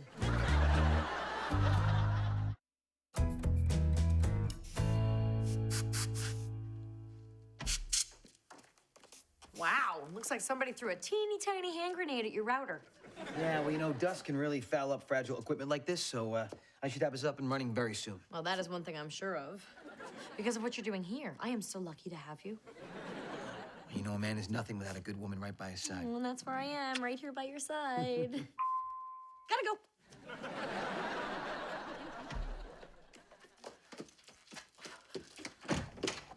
You called. We heard. Your problem will be cured. I'm a Jiffy Nerd. Oh, good, you're here. Thank you for coming around the back. No problem. We're trying to make a video call, and it's not working, and my husband thinks he can fix it himself. Oh, we get that all the time. In fact, most of our business is husbands fixing things. Has it been thrown against a wall in frustration yet? My husband or the computer? They're both fine, for now. Where's the computer? In the living room. Okay. Whoa, where do you think you're going? I find it helps if I'm in the same room as the machine. I just want a video chat with my nephew. Today is his 18th birthday, at least for another 23 minutes. And you want to be able to talk to him on his actual birthday. Thank you. Look, we had a connection for a second, but then the screen froze. What did it look like? Like this. No, I mean, was the image pixelated? Was it just black? I should really see what's on the display. No problem. I'll be right back. Ma'am, it's cold out here. What? You must be anemic. It's like a sauna out here. Just warm yourself on the dryer exhaust. Look at you fixing a computer. Can I get a picture? Me fixing the computer? Well, in the old days, a man would be raising a barn or killing a bear. These are the moments women cherish. Knock yourself out, babe. What do you want to take it? Go. You know, you don't have to be in every picture you take. Honey. Here you go. Everything you need. Fix it. It's a photo of you. There's a computer there, too. I can't do anything with this. Should I even ask if I can scan the computer for viruses? Ugh. Press Control F7 and that will run the built-in antivirus scan. I'm all over it. Mel, check it out. I hardwired the router, so we should have a perfect signal. You fixed it? Well, yeah, but I'll know for sure as soon as I'm done reinstalling video chat. Oh, okay. Well, in the meantime, how about I just reach in here and press Control F7? Oh, wait. Control F7? What are you insinuating? That my computer has a virus? Of course not. I keep my computer clean, Mel. I gotta tell you something, I'm shocked. And a little hurt. You're right. I'm sorry. Back off! All right, look, you either trust me on this or you don't trust me on this. Well, if those are my only two options, then I trust you.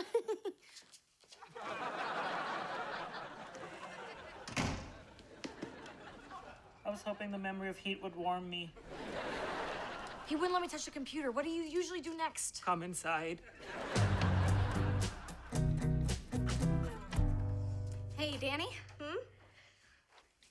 You know, until you came along, the closest I got to having a little sister was when Ryder went through his brony phase. So I wanted to say that I think it's pretty cool that you came to me for some big sister to little sister advice. And I think it was pretty good advice. You know about not texting that boy. Wait, are you texting that boy? I said no double texting. No, give me the phone. Ladies, take your pillow fight upstairs. I have a ticking clock here. Get down! Josh nibbling, I knew it. You know what? I am keeping this until your crazy texting urge passes. Okay, you're right. If it makes you feel any better, I didn't even hit send. So can I please have my phone back? I swear to you, I will not text him. Little sister to big sister. Oh, little sister to big sister, I like that. Your social life will thank me. And send. You swore. How else was I supposed to get my phone back? Okay, you know what? The next time you want to ask me for advice, here's some advice. Don't. I thought about what you said, honest. I just don't think it applies to kids from my generation. It's fine for older folks like you. I'm 20. Yeah. I've never been called old before. Oh, now I know how Aunt Mel feels. It's Josh. Sorry, meant to get back to you sooner. Thanks for reminding me. See you at the party. Lennox, your advice was useful. Sometimes a person needs to hear the wrong thing in order to know the right thing. Yeah, I guess that's what older sisters are for. Yes! Yo! I'm a hero! Danny, get over here. Look at this. I reinstalled the OS, updated the video chat software, and now we don't have to worry about the Wi-Fi anymore because I just hardwired the computer to the router. Huh? Awesome. Oh, boy. Can I go now? Yes, you can, honey, to the kitchen. All right, go tell Mel and Lennox we are seconds away from connecting with Ryder and wishing him a glitch-free virtual happy birthday. Oh, no! Oh! I'm sorry. Curse these wild cultish legs. Please don't be mad. Mad? Me? Since I'm sort of responsible for this, You know, honey, I don't think you're using sort of the right way. I can make it right. Come on. Where are we going? Upstairs. What's upstairs? Neighbor's Wi-Fi. What? Okay, all we need to do is make a periscope out of paper towel rolls and mirrors. Then you can peek at my husband's computer through the window.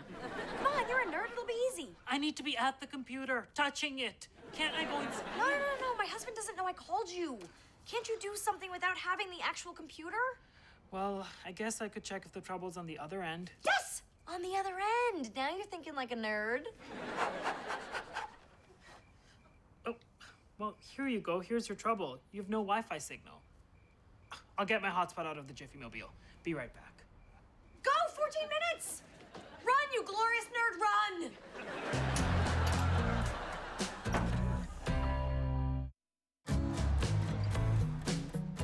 Yes, 4 bars. Thank you, Mr. or Mrs. Buckwald. I'll just enter their password. What? They changed it. Doesn't anyone trust their neighbors anymore? What was the old password? Their cat's name, Mr. Cutie Pie. You know, I hate that cat. Hey, they have kids. What about their names? Oh, okay, yeah. The chubby one, food in the hair, and the one who's always got his hands in his pants.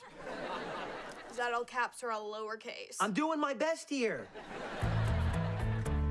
getting a connection with your nephew. Okay, remember, this is just a test. No birthday stuff, no singing. In fact, you know what? Ryder shouldn't see me at all. He'll feel bad if it's not all of us together. Hey, it's Ryder. Do I know you? Jiffy Nerd, just testing the connection. Yeah. Hey, weren't you the game master at that laser tag place? Hey. Yeah, I know you. You were the guy who used to come in all the time with the really hot mom. Yeah, man. Good to see you. I've outlived my usefulness. Oh, you poor thing. Tell me everything. Somewhere else. Okay, I'm all ears. Talk. Quickly. Okay, well, I thought I was being a big sister to Danny by giving her what I humbly would consider great advice, but then she just goes and does the opposite. Oh, sweetie. Quicker. Well, she considers me a relic. You know, at 20 years old, I have nothing more to offer. Oh, I'm like one of those old ladies that used to come to our school and talk about smoking. Oh, there. Better? Seriously, that's all I get. There. Sometimes that's enough. Okay, now I think you should go to your room and think about this. Yeah, there. Oh. You'll see, it's like a time release thing. Okay, go. Why would you give up a job where you can play endless free laser tag? I wanted to do something meaningful. I volunteered for AmeriCorps. No, seriously, I just followed a hot girl. I'm not paying you $100 to gab. Hang up. Gotta go, dude. Great catching up. Later. Thanks for calling me on my birthday. You were the only one. Okay, it's not your Wi-Fi. So, then, that means? It means, I swear, if you just let me hold the broken computer, I can fix it in like 5 minutes. Okay, I just have to distract my husband. I'll just take him upstairs for a quickie. Okay with you? Actually, you're grossing me out, but anything to get inside. Okay, come on. Okay, so Mr. Buckwald is a sports nut, so if it's not go Bengals or go Indians, then it's gotta be, go Cavaliers. We're in. Was I right? Oh, I wasn't listening. I had my own idea. Guess what the Buckwald's Wi-Fi password is? What? Buckwald Wi-Fi. So, daughter, we did it. Actually, I did it. You know, honey, just a little life lesson here. When you have a victory, it's nice to spread the joy around, especially with the person who pays your allowance. Got it. Got it, okay. And with 5 minutes to spare, I'm gonna go tell Mel and Lennox we're gonna make that birthday call. Hey, look, while I am upstairs working my magic on my husband, you need to be downstairs working your magic on the computer. But, not the same kind of magic. Wouldn't it be easier if you just used my computer to make the call? My husband cannot know you're here. Who the hell is this? Joe, I can't keep this a secret any longer. This is my lover. You love her, huh? Who conveniently just happens to fix computers. Well, I got sick of the muscly, hunky type and decided to change it up. Try me some scrawny. Hey! Fine. I called a Jiffy Nerd. Flash Joe, Joe Flash. I've been in the middle of this argument too many times. My therapist says it's why I can never love. So if you'll excuse me, your bill is in your inbox. I told you I was gonna fix the internet, and I fixed the internet. What happened to the honesty here? There's no time for honesty, okay? We only have 4 minutes, so we have to call Ryder. So it's okay to lie behind my back as long as Ryder gets his birthday call before midnight. See? I knew you'd understand. Hey, are we calling Ryder or not? No, I don't really feel like singing. You guys go ahead. What? No, we all have to sing or it doesn't count. Mel, why is this so important to you? Do you want Ryder to be hurt and upset about this for years and years to come until he's a grown woman? Okay, I think we're onto something here. Nobody move. My whole life, my father was never there for my birthday. I just felt like that day just wasn't important to him. But for my 16th birthday, he swore he would be there. So we had a big party, and he didn't show up. And I was standing there in a room full of my friends in my beautiful pink strapless dress with tears and mascara streaming down my face. I just don't want that to happen to Ryder. Believe me, I don't want that to happen to Ryder either. All right, we're singing happy birthday to the boy. To the neighbor's Wi-Fi. Come on. It's 2 minutes to midnight. Dial it. No, wait. We haven't rehearsed a special birthday song since yesterday. Come on, one practice round. Lennox, what's better, singing the verses together or dividing it up? Oh, suddenly you want Grandma's advice? Let me tell you something, Missy. Back in my day, we all sang together. Okay, all right. Ready? Okay. Good. Happy birthday to you. Happy birthday, Ryder. We're sending you a lot of love that you can keep inside ya. Joe and Danny. Len. And Mel. All hope your birthday's really swell. And whether our song is short, Or whether it is long, oh, we know that on your special day you really can't go wrong, oh. wait. Maybe we should add some dance moves, you know, like a little single lady stuff. Mel. Okay. All right, let's go. Okay. Here we go. Hey! Happy birthday, Ryder! Hey, we wrote you a special birthday song. Ready? Hold on. I'm about to go to a midnight screening, so can you guys just, like, email it to me or something? No. This is very important to you. Call me tomorrow. Just not early. Well, that was underwhelming. Yeah. Well, even though we didn't get to sing happy birthday to Ryder, I still think we can take away something kind of cool from this whole experience. That was an amazing internet connection. Did you see how clear that was? Come on, huh? It was all me. All you? Isn't your allowance coming up? No, it was all you. So, your dad missed your 16th birthday, and he never made it up to you. Not even a word of apology. Not a peep? Harsh. Tell me about it. I mean, he tried to make it up to me by buying me a white rabbit, but I was like too little too late, you know? Aw, I would have forgiven my dad if he bought me a cute little bunny. Oh no, a rabbit convertible. You know, 2-door, stick shift, leather seats, the works. He gave you a car? Yeah, but a car is not the same as love. Yeah, you can't drive love to Coachella. Joe, you know what I'm talking about. It's what's from the heart that's important. He gave you a car. Oh, forget it.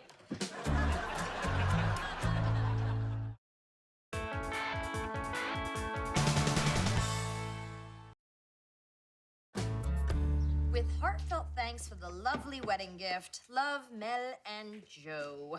Hey, I would appreciate it if you would stop putting a little smiley face in the middle of my O.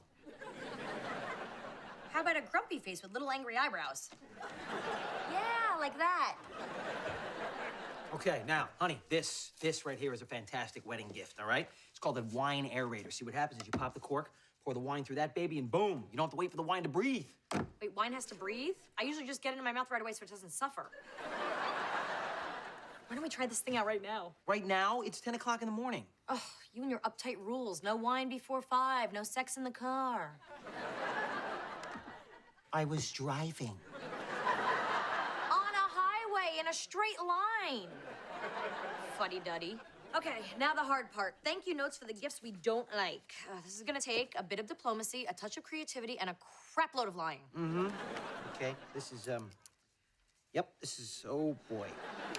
Ooh. There's nothing good you're gonna be able to say about this, baby. Oh, watch this. Dear cousin Donna, leave it to you to find the most unique lamp either of us has ever seen. We're fighting over who gets to put it on their nightstand. Not mine. Not mine. Love, Mel and Joe. Good one. All right, now on to this monstrosity. What does the guy who makes the coffee live inside of it?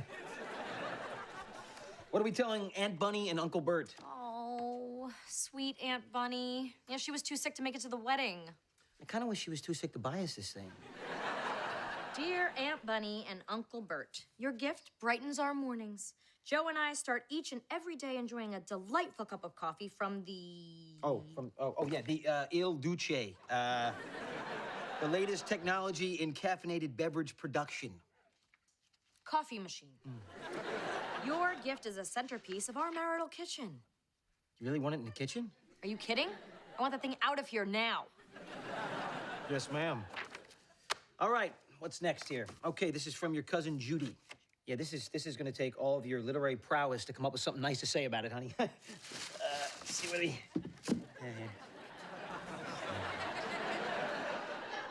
How did you know we didn't have one? Oh my God.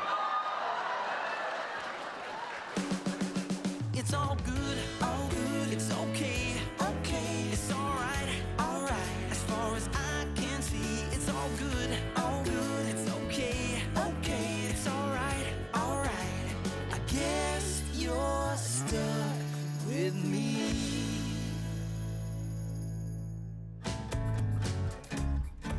Yes, Aunt Bunny. No, Aunt Bunny. Of course, Aunt Bunny. Bye, Aunt Bunny. That was Aunt Bunny. No kidding. She's had a complete recovery and has decided to visit all the relatives who wished her well. Oh, and I take it that we're on the Aunt Bunny Still Alive tour? Day after tomorrow, so Joe, go to the garage and drag out that huge, hideous coffee maker and put it in a place of honor in the kitchen. There is no coffee machine in the garage. I returned it to the department store, just like you said. What? Whoa, I never said return it. You said you wanted it out of here. Yeah, out of here. Like, out of my sight. Like, someplace else, like in the attic or garage. Honey, that's not what you said. But that's clearly what I meant.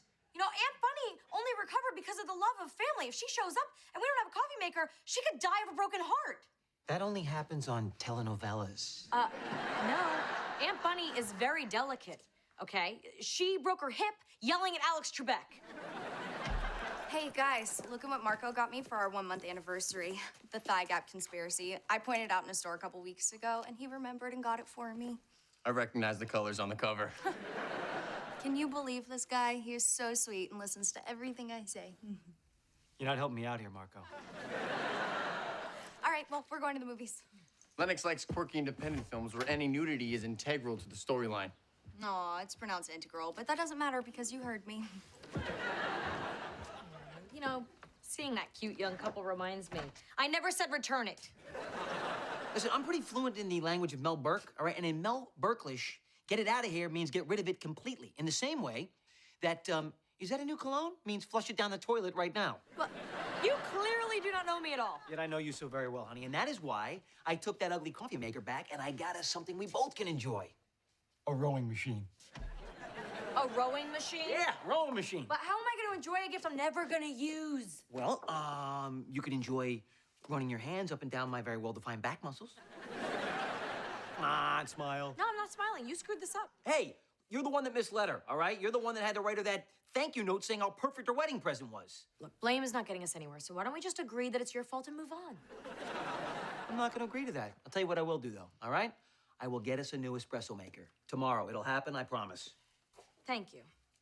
So are those back muscles of yours still open for business? They never close, babe.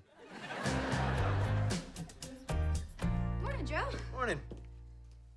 Why are you looking at espresso machines? I thought you guys already got one as a gift. Yeah, well, your Aunt Mel told me to get rid of it, which turns out is secret wife code for whatever I do is wrong.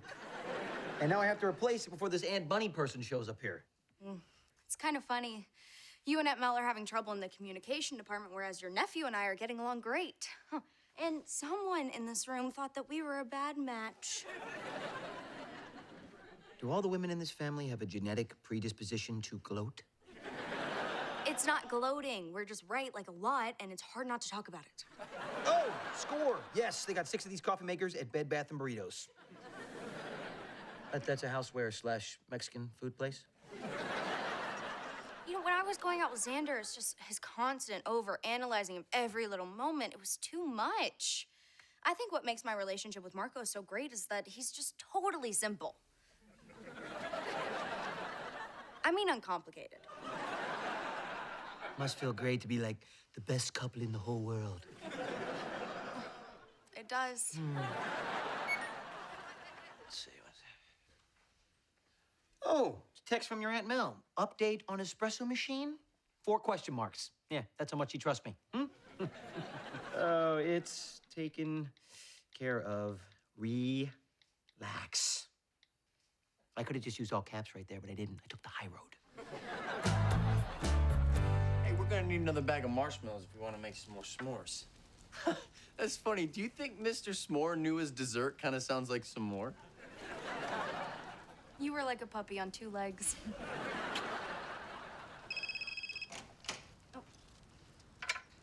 Marco, it's your boss, Thorndike. I'll be right there.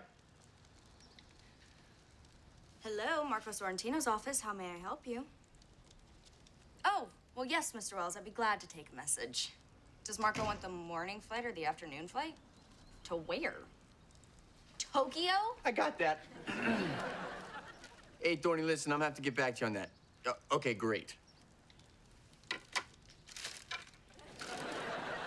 That's amazing. You're going on a trip to Tokyo? Yeah, it's in Japan. Thorndike got invited to do an art installation, and he's taking me. Well, I'm jealous. I hope you get some free time while you're there to do some sightseeing.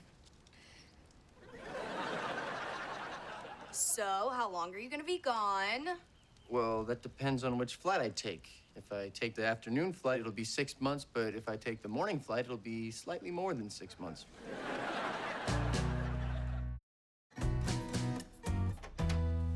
Hey, sweetie. How are you doing? Remember how I told you how great the communication was with me and Marco? Well, turns out it sucks. Ooh, I was just asking to be polite, but you're really answering.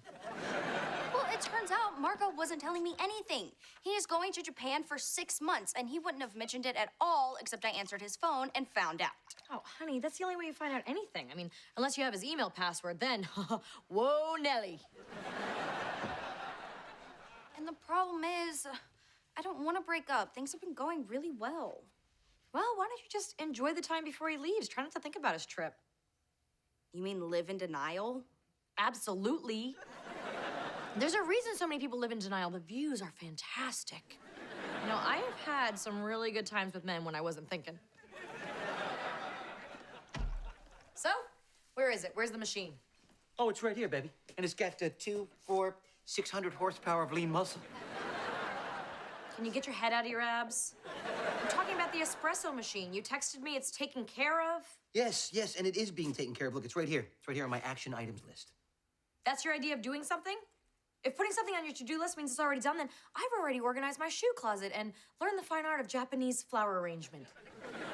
Honey, no, listen. To-do list items can be forgotten, all right? Action items, they get done. So where's the espresso machine? I didn't get it done yet. I'll do it tomorrow. Okay, that's it. I'm just gonna have to go down to the store and get one myself. You know what? I think you're overreacting. Joe, did you say that you were gonna get one this morning because you thought that's what I wanted to hear? No, of course not, honey. Listen, before you run down there, all right, I checked online to make sure the store had some, and I'm gonna check again right now. All right, there were 6 this morning, and there are still 1. They sold 5 of these things in a day? Have people never heard of Starbucks? Well, you know, we wouldn't be in this situation if someone had actually bought one when they said they did. There were 6 this morning. Say that one more time and see what happens. You know, we could have gotten that last machine if someone wasn't too chicken. Oh, excuse me. I wasn't willing to knock over an old lady just to grab an ugly coffee maker. Yep, like I said. Who would have thought that they sold 6 of those things in one day? Me! Me, that's who! So thanks, Joe. Now we don't have an espresso machine for Aunt Bunny. You really think this is 100% my fault? Yes, but only because 100 is as high as the blame-o-meter can go. Oh, well, since you're firing up the blame-o-meter, why don't you just admit you wanted me to get rid of it when you said get it out of here? Doesn't matter now. I'm gonna have to tell Aunt Bunny the horrible truth, you know? Even if she hates me for the rest of her life, the only consolation is that could be a very short time because this could kill her.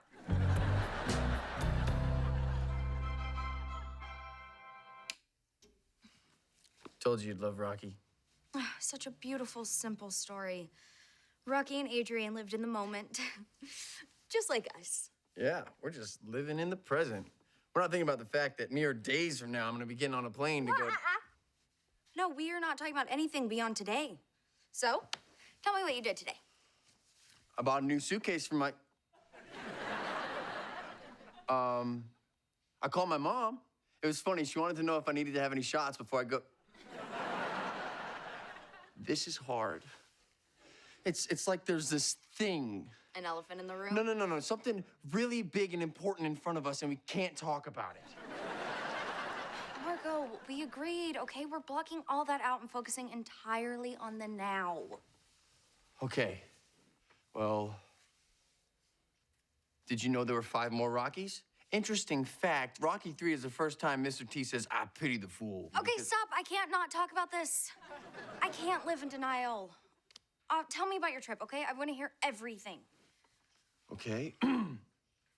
Thorndike was hired to do a major installation in Tokyo, and he realized he would need a welder. Xander is his assistant, so he looked for a welder there, but he said that he couldn't find anyone local, so Thorndike asked me to go with him.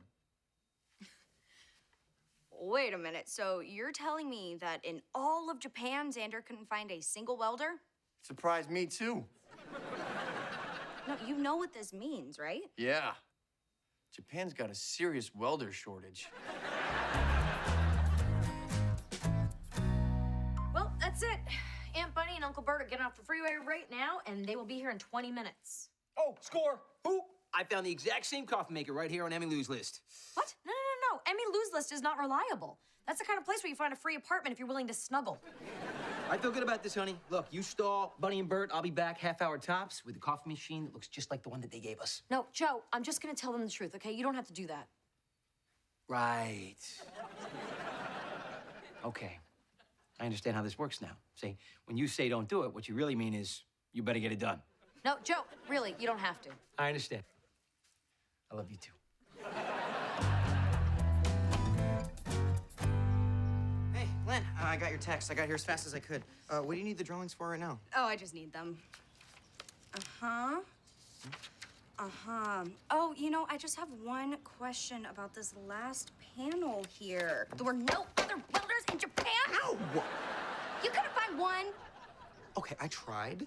No, you didn't. You engineered this whole thing to get Marco out of the picture. If you're trying to win me back, this is not the way to do it. You know what? You're right. I engineered this whole thing. There's no art installation. There are no lectures. Oh, and Thorndike Wells, I made them up too. Yeah. Oh, you know what? Now that I think about it, there's no Japan. Yeah. In fact, there's no Toledo. Hey, everybody, thank you so much. We got her. We're done. You know what I mean. You forced Marco to leave the country. I didn't force anyone to do anything, okay? Marco had a choice. You or Japan, and you can see what he chose without even pausing to talk to you about it. So now, if you're done beating me with my art, we'll take my leave. Don't you try to confuse me with your facts.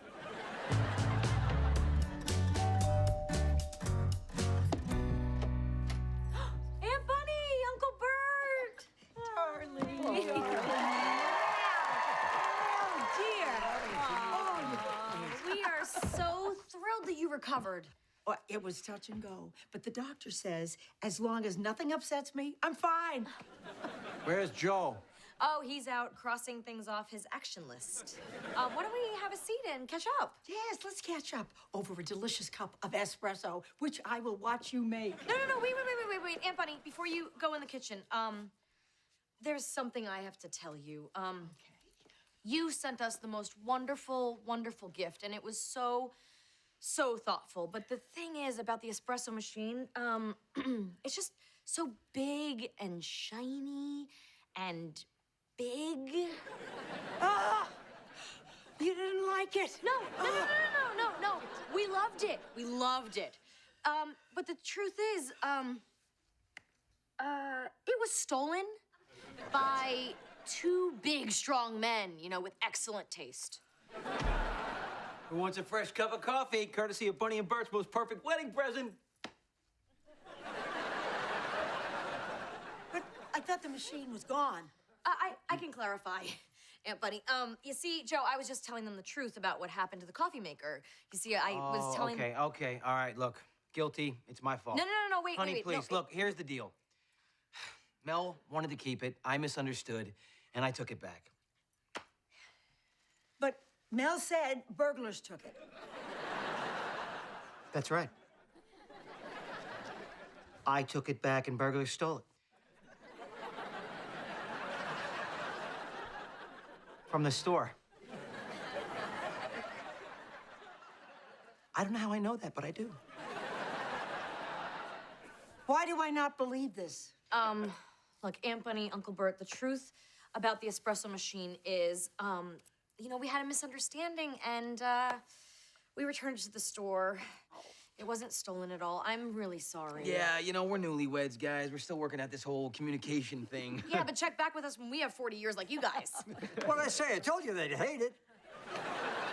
You never said that. I never stopped saying that. You don't listen. Maybe I'd listen if you didn't yell so much. 40 years of this. No wonder my heart nearly gave out. If your heart was as strong as your yapper, it'd never give out. Okay, guys, let's not fight. Oh, this isn't fighting. This is her being nice. Okay, maybe a cup of espresso from the machine that Joe just picked up would help make things a little less uncomfortable. I'll just go make it. Yep, I'm gonna help.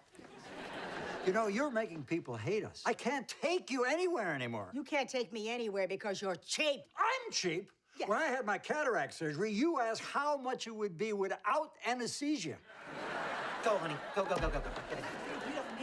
My goodness. Oh, yeah, I don't want that to be us in 40 years. I know, we need to fix this communication thing right now. Okay, look. You were right. I really did want you to get rid of that espresso machine. You know, I wanted you to put it in a basket and leave it at the fire station. Hearing you say that means a lot to me, sweetie. And you know what? I have a confession, too. I don't have an action items list. Starting one was on my to-do list, but I never got around to it. Okay, look, from here on out, we are going to communicate clearly, specifically, and honestly. I'm down with that. Okay, well, let's practice. Okay? Kiss me. Where? On the mouth. When? Now. For how long? Oh, come on. I got you this for your trip. It's a Japanese phrase book. Thanks. You know, I thought I was always gonna be a mook who worked on cars. Now I'm collaborating with a famous artist and getting to see the world, and it is all because of you.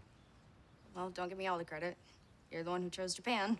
Luckily, it's only for 6 months. And then when I come back, we can pick up where we left off, right? Sure. Wait. I can't do this. What are you talking about? You're great at kissing.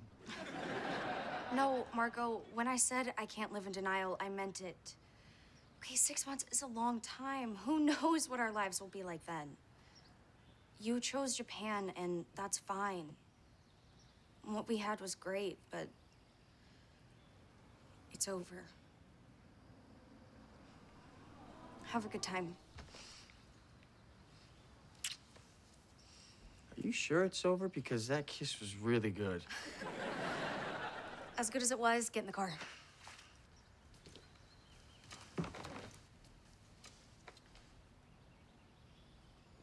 Sayonara. Sayonara.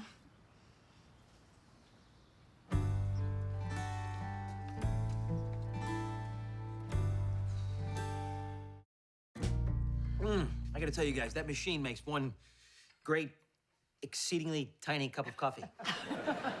Listen, you two. Oh, if we said anything to upset you, we're sorry. You know, if it's got the word if in it, it's not an apology. It is too an apology. And besides, shut up.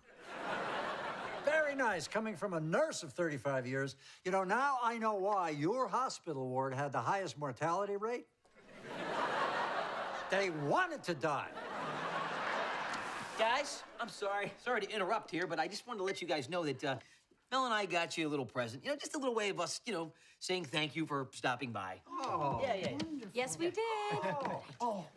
Oh, it's beautiful. Ah, it'll look great on my nightstand. Are you kidding? That's going on my nightstand. Come on, you don't appreciate craftsmanship. So, once they leave, we're getting rid of the espresso machine, right? You better believe it. I'm returning it to that dude on Emmylou's list for sure. I'm probably gonna have to snuggle with him a little, though.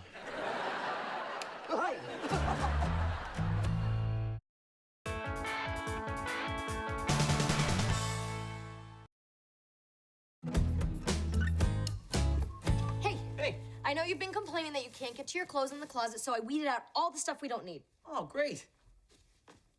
Hey, these are all my things. Yeah, but it's just records, books, trophies, family photos, you know, junk you don't need. Why is all my stuff junk? Maybe that's a question you need to ask yourself. Whoa, hey, wait a minute. I'm not getting rid of my CDs, girl. Have you ever heard of the internet? You know, I hear it's really catching on. I'm sure you can download Belle Biv DeVoe, Rockwell, Joe and Joe. Wait a minute, is that guy you? What? Huh. How about that? It is, yeah. Well, stop. Oh, we are so gonna check this out. No, we're not. Yeah, oh, Joe Duke and Joe Longfellow? Longfellow, was that your porn star name? Okay, after college, I had a brief music career, all right? Then I got serious. I went to business school, the best decision that I ever made. Well, how come you never told me you did music? Because it was short-lived, and now it's living at the bottom of a box, so game over. Can I have it, please? No, wait. Should we listen to The Depth of You or Everything I Want Is You? Or, better yet, You and You? Can I have it, please? Right after you, Whisper Me to Heaven. All right, I'm sorry. I won't tease you anymore. Psych! Everybody, Joe was in a boy band! It's all good, it's okay.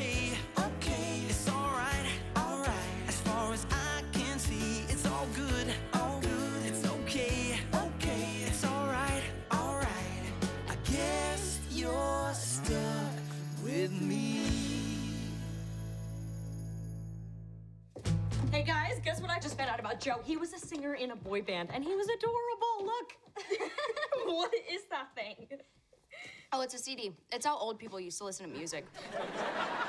I know what a CD is. Hey, if it's cold enough to wear a flannel shirt, why did you cut off the sleeves? Yeah, what are you, a lumberjack in Hawaii? Okay, guys, stop making fun of Joe. Oh my gosh, I can't even. Okay, laugh it up, ladies, laugh it up. Yeah, now we all know now I had a brief singing career, all right, but the singing is now over. So on to somebody else. Danny, it's your turn. Tell us something we didn't know about you. I'm a singer too. Okay, listen up, people. Really? We're not That's so talking interesting because I hear your dad was a singer. Yeah, I used to sing all the time back in Fort Wayne. We had a piano. I wonder if Danny's voice sounds anything like Joe's voice. You know, if only there were a way to hear both voices and compare them. You're not gonna stop, are you? Till you hear some noise coming out of that thing. All right, hand it over, hand it over. There we go. Look at that, it made some noise.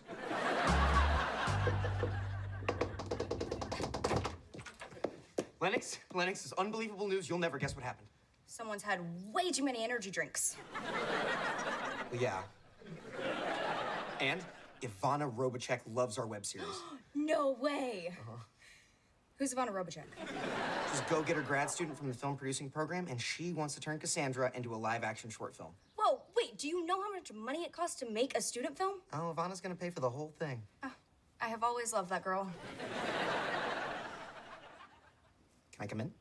Oh, I thought your insanely possessive girlfriend Lila banned you from ever seeing me again. No, it's so not a problem anymore. Lennox, this film could be an awesome opportunity for us. Are you in? Well, if you're sure Lila's not gonna be a problem. Absolutely not. Just one little thing. If you need to reach me, call me on this phone, not my regular cell. And if I answer and I say, "Hola, Pedro," it means I'll call you back in like 5 minutes. You bought a phone just for me? That's sweet, isn't it? Sweet? No, it's a burner. You bought this cheap phone so you could keep us secret from Lila. Yeah, but it'll be fun. It's like we're spies. Come back after you tell Lila we're working together. No, but I can't tell her tonight. Why not? Well, tonight's superhero sex night. She dresses up like Mystique, so she wears nothing but blue eyeshadow all over that perfect My little fault body. for asking. Isn't she a beauty? I got it online from a guy for $50 because there was a dead cat in it. But it's all good now. And this is for me? And me, you know, if I ever decide to drape myself across it and sing a torch song to a gangster. Come on, try it out.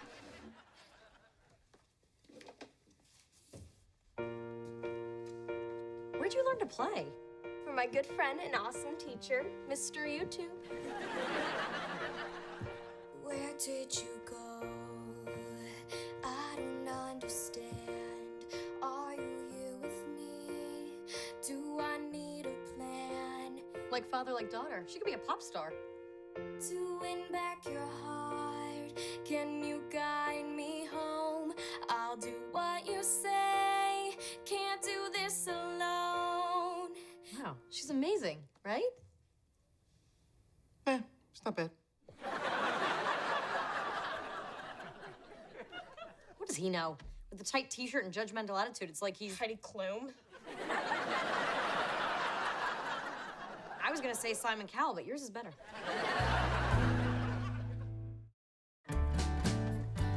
Joe, Danny's song was great, and all you have to say is, not bad. You could have been a little more encouraging to your daughter. Maybe being encouraging isn't really the best thing for her. Oh, wait, so it's a parent's job to crush their children's dreams. Wait a second, I'm gonna call my mom and thank her. I'm just saying there's some middle ground, you know, between crushing their dreams and building false hope. I mean, nowadays the message is, you know, follow your heart, follow your heart. Well, you know, maybe that's not the best thing to do, because if you follow your heart, it could lead you right into the middle of traffic. You know why? Your heart doesn't have any eyes. Does this have something to do with you and the best decision you ever made, getting out of music?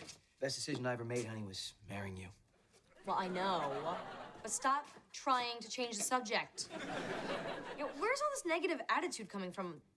There's something you're not telling me. Did you change your hair? It looks amazing. I know, but stop trying to distract me with the truth. Look, Danny's just a kid having fun. You know, you should be encouraging.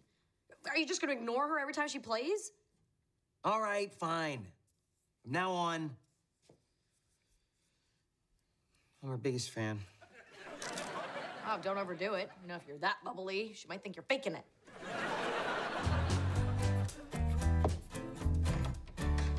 Hey, Lynn.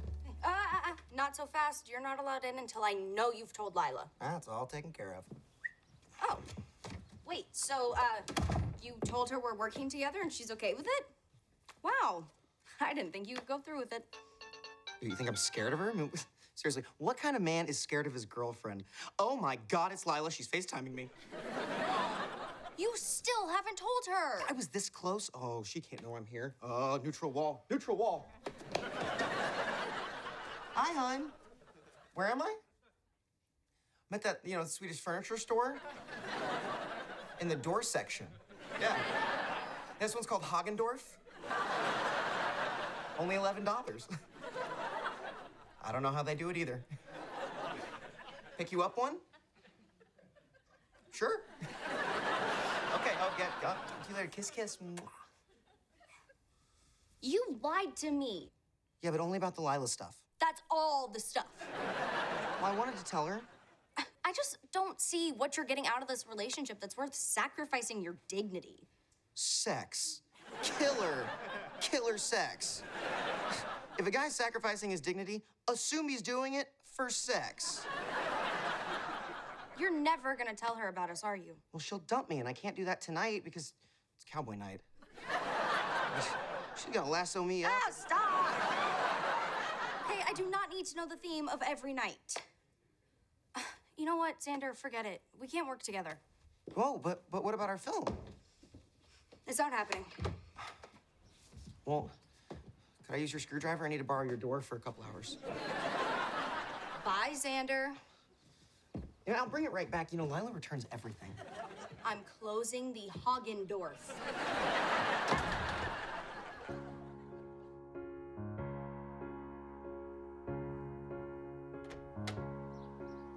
Hey, oh, don't mind me.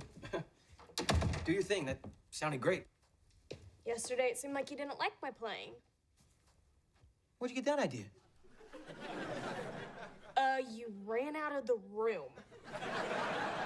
I did not run out of here. I walked at a casual pace. I want to hear you, so please continue.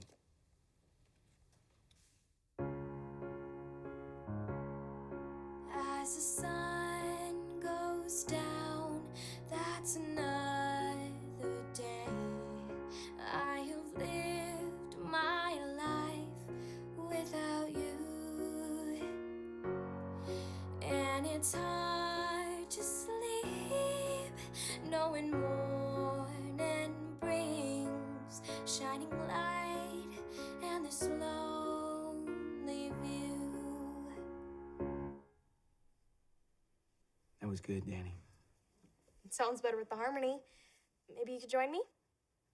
No. I haven't sung in a long time. It's like riding a bike with your mouth. Come on. I don't think so. Why not? We're just having fun. Yeah, sure, it always starts out that way, but music is not fun. Music is, never mind. Are you kidding? Music is nothing but fun.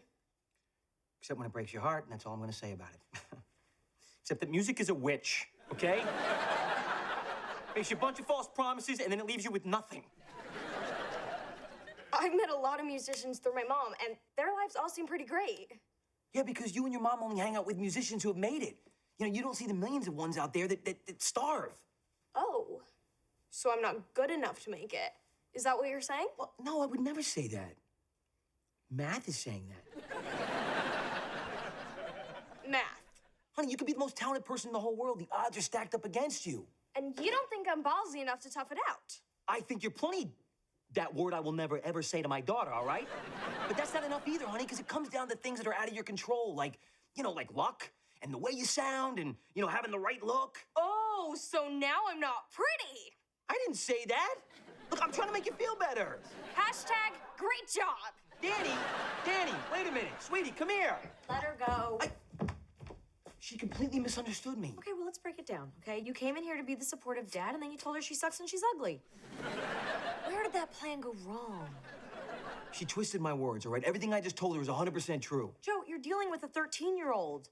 You're her father. You're supposed to tell her she's the most wonderful thing in the world. Then just shut up. I was trying to protect her. From what? From people out there who were gonna hurt her feelings. And you don't see the irony in what you just said? Look, Joe, things are gonna keep going wrong until you face whatever musical demons are in your past. I don't have any musical demons in my past. You can't hide from your demons. Yeah, maybe not, but you know what? I can hide from you. Joe. Now, look, before you start, I swear to you there is no deep, dark musical secret. Oh, I've forgotten all about that.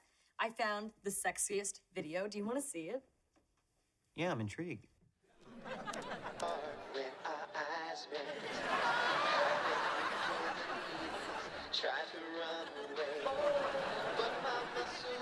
Turn it off. We're not watching this. No, we are. I'm calling 911. You just stole my heart. I'm calling 911. Girl, 'cause you just stole my heart. I'm calling 911. Why was that so hard? I mean, I know it was a little embarrassing. What part was embarrassing? The video was awesome. Yes, awesome. That's the word I was going to use. You know, I bet you guys could have made it. You're not helping, Mel. What'd I do? Sorry, it's not your fault. I just don't like to think about the what might have beens. All right, Joe, spill it. I want to know what went on behind the music. All right. So right after we shot that video, Joe and Joe actually started to take off. Women actually started throwing their underwear at us. Some guys did too. Made a real crossover appeal. Anyway, we ended up signing with this big promoter, and there was no money in it at first, but he was gonna book us on our first national tour. And that same week, I got accepted to business school. So here was my choice. Life on the road, playing bars with no guarantee of ever making it big time, or a Columbia MBA on scholarship. You made the smart choice. Why is it such a big deal? Because I quit. All right, I never told you about it because I didn't want you to think I was a quitter. So there it is. There's my big, dark musical secret. But you're not a quitter. You know, and just because you chose business doesn't mean you have to erase music from your life completely. I saw that video. I'm not surprised you guys caught a few panties in your day. To be honest, most of them were aimed at me. Okay, so maybe you don't mention the whole panty thing to Danny. But it would be nice if you could sing with her. You know, share that part of your life. Mel, you don't understand. I've seen the dreams of a lot of very talented people crash and burn, all right? And if I sing with Danny, I mean, it could sound so good that could be the thing that inspires her to pursue this crazy music dream. 13-year-olds are supposed to have crazy dreams. When I was that age, I wanted to be a fly girl and in living color. Did you just laugh? What? No, that was a cough. Look, music is not kryptonite, okay? So go sing with your daughter. Oh, and by the way...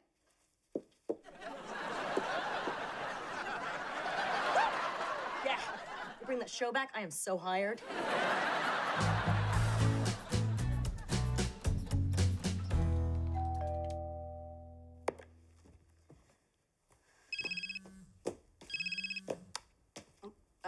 Hello?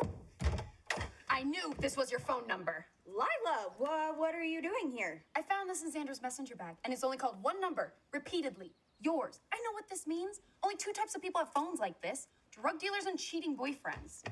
Lennox, I have your illegal drugs.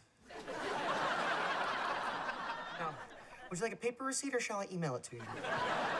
I know what's going on, Xander. You've been sneaking around.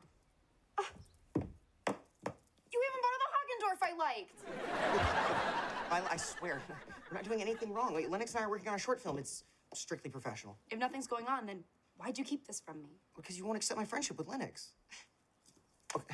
Look, Lila, I really like being with you, but if you can't get past this, then I'm afraid you and I are over.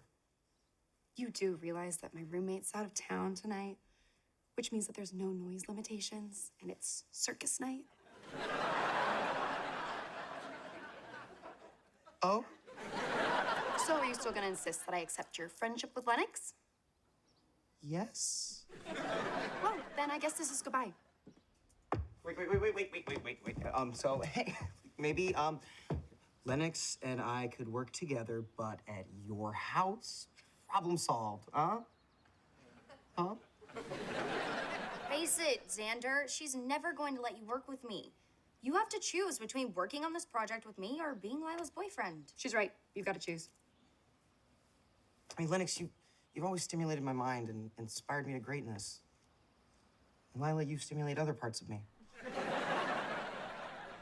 Although I really wish I could have both. I guess I have to go with my mind. Lila, I'm sorry. We're over. Fine. But you're gonna miss me in the middle of the night, and in the morning, and on the trapeze.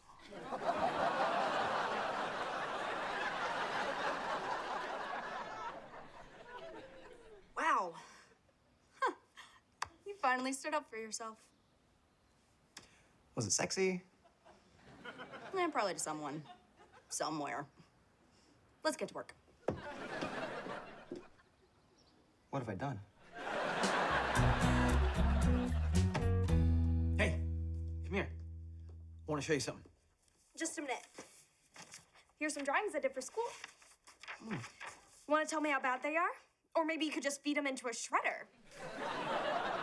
Will you get over here, please? Ugh, fine. What are you doing? I'd like to sing with you. But is it music an evil, heartbreaking witch or something? I may have overstated that slightly, okay? But listen, I want you to play that song you were playing yesterday, okay? Come on. As the sun goes down, that's another day. I have lived my life without a you, and it's hard to sleep knowing morning brings shining light and this lonely view. Without you, I curse the light, I curse my side, choose endless night over skies that are blue. Baby, since you withdrew and left me this lonely view.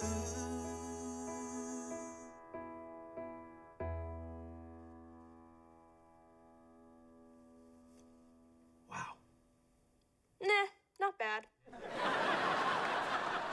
What? Are you insane? That was sick. Honey, that was amazing. We could take this show on the porch.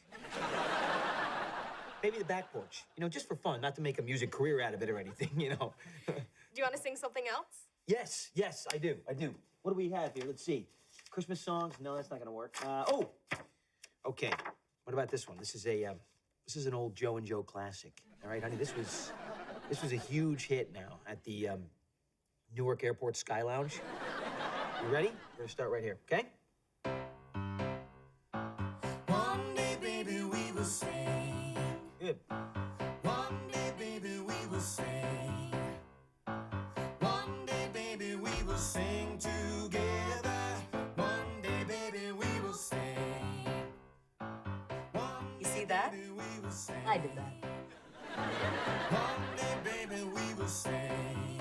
Love it. One day, baby, we will sing together. One day, baby, we will sing.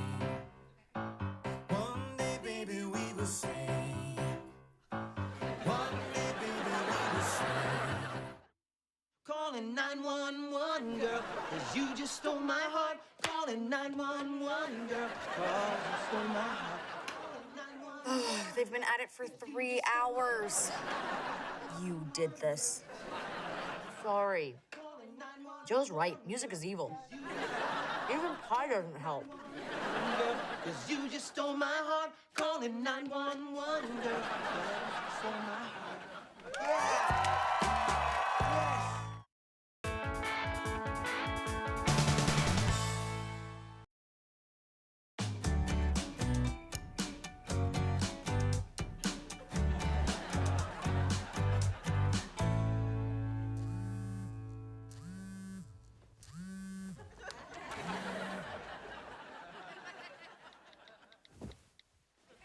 Excuse me. I was not checking my phone. Yes, you were. Yeah, I'm working hard over here. And you're texting? Well, you know, I heard the buzz and I had to check. It's not like I was driving. Are you serious right now? We're in the middle of a very intimate moment here, and you are checking your phone? Okay, I'm sorry, Joe. It's just I'm a city councilwoman. You know, the people of Toledo have me on call 24/7, and that text could have been very important. And was it? That depends on how important cat videos are to you. Look, it keeps pawing at its own reflection. See, because it thinks it's another cat. Isn't that so something I can watch later? Look, all right, I'm sorry. I am putting this away, and I am 100% yours. Now, where were we? No, I can't go back. You know, I lost my place. You know, I would never do anything to you like what you just did to me. Oh, is that so? Oh, that is very so. Need I remind you of a certain night when our roles were reversed and in the middle of things, you were watching the Super Bowl? That was a prearranged fantasy as specified by the conditions on the Valentine's Day coupon that you gave me. Hey, look, admit it, you are as easily distracted as I am. No. Not when I'm in bed with my wife, okay? All right, when I am in here, I am like laser focused, man. My mom could be at the foot of this bed getting ripped limb from limb by rabid coyotes, all right? And I got my eye on the prize. Can we just maybe move on? Fine. I mean, I can try. I don't, you know. All right. Okay, I'll just turn that off.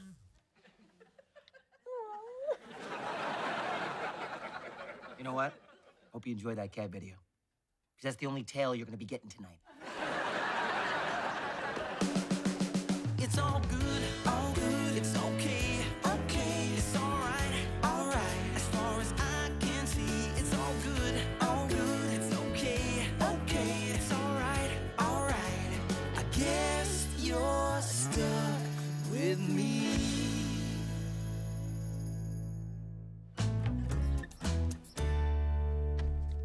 Oh, good morning. I said good morning.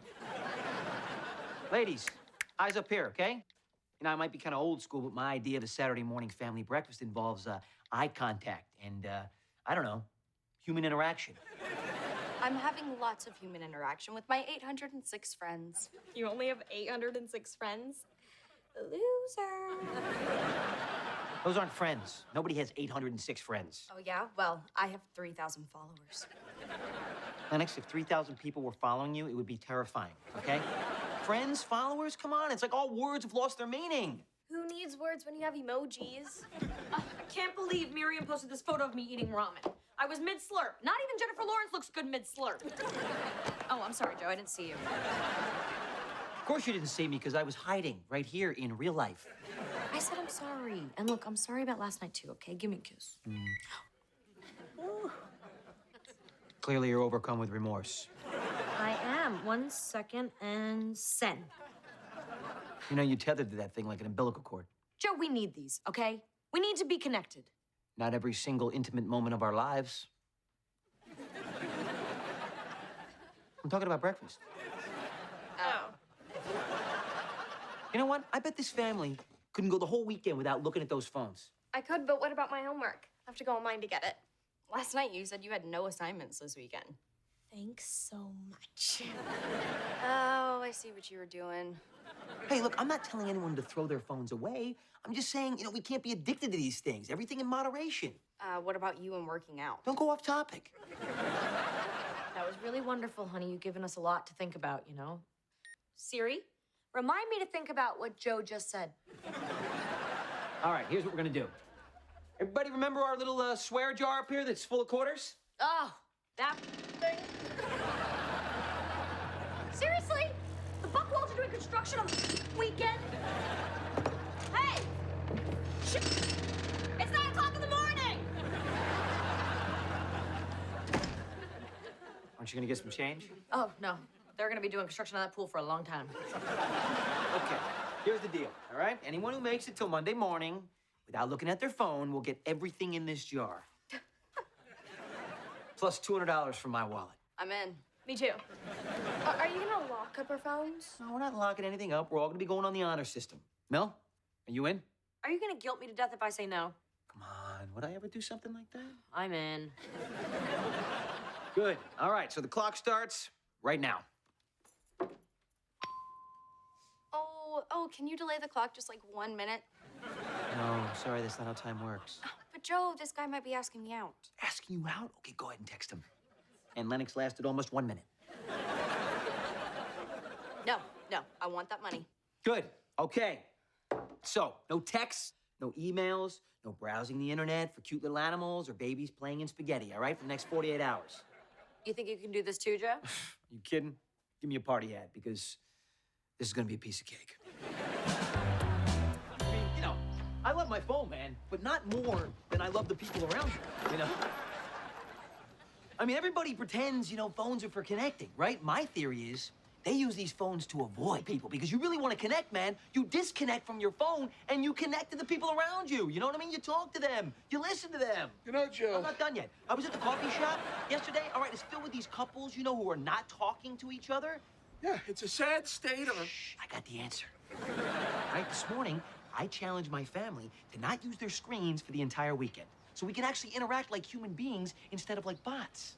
You did that? Yeah, I did, man. And I'm turning this whole thing around, all right? Starting at home. And I'm telling you something right now, Morris. If everybody did that, we could change this whole country in 48 hours. All right, now, I want you to stretch out your hammies. Wow. I gotta say, Joe, you're a very persuasive guy. Really?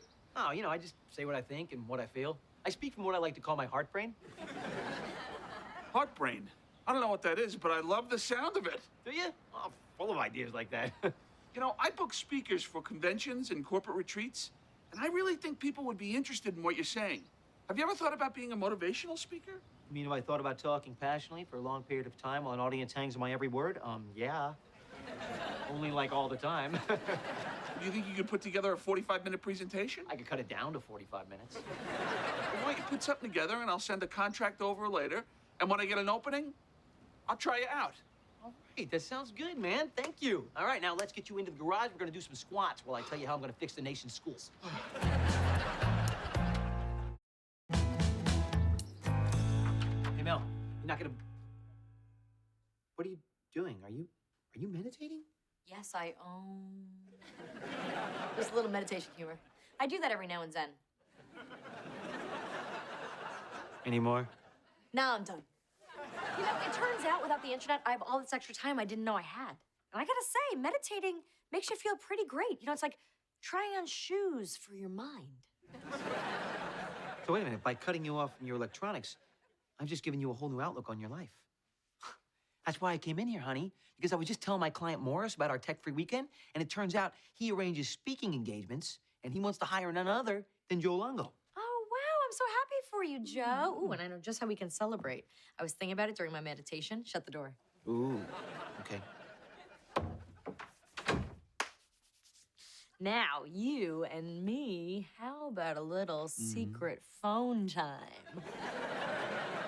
You serious? I thought you wanted a little Joe-mance. Okay, I told you never to use that word again. Besides, we can do that anytime, but we only have a few minutes to check our emails before the kids notice we're gone. We all made a pact. I learned my lesson. Don't I deserve a digital quickie? The kids don't have to know. Doesn't sound like you completely learned your lesson. Okay, you're right. I didn't learn my lesson, because we're adults. It's too late for us to learn lessons. Look, Mel, I know it's hard, all right? But you never know if you can accomplish something until you actually accomplish it. Ooh, that's a good line. I gotta use that for my speech. I'm sorry. Okay, anyway, back to you. The point is, honey, I know you could abstain from using that phone for the next 48 hours. Okay, fine. You convinced me. I can do this. See what I just did right there? I'm telling you something. I'm like a natural motivational speaker. I mean, I psych you up, baby. I move you forward, all right? I make you become the best version of you. Okay, stop. You're motivating me to jump out the window. Okay, I'm gonna be the race car. Danny's gonna be the hat. Lennox is gonna be the dog. And as usual, Mel is gonna be the shoe. You learn fast. Educated guess. Zappos just sent her a shot glass. Look at us. Look at us here, huh? We're connecting and not using any screens. Mel! I'll be right there. Oh, hey, Danny, everyone gets $2,500. No, they don't. Check the rules. Aunt Mel tore up the rules last time we played. Well, then look them up online. No. Remember? Nobody's going online until Monday. Yeah, but Joe, we need rules. Well, I'm not playing unless we're playing correctly. You know what? I didn't even want to play this in the first place. I wanted to play Scrabble. Well, it doesn't matter because we chose We this. don't have- We we're not- chose so this we don't game even and we're gonna have play this money. game. It doesn't matter. You guys started yelling without me, but that's my favorite part of family game night. We're not yelling, honey. We're connecting very loudly. Yeah, well, check this out, Joe. A messenger just dropped off some contracts for you to sign. It's for your speaking engagement. That was fast. Awesome. Yep. Read the note on the cover. Oh, Joe, a speaker got sick and I have an opening for tomorrow. Text me if you're available. It's sweet. I'm gonna go. What? What, Joe? What are you gonna go do? I'm gonna.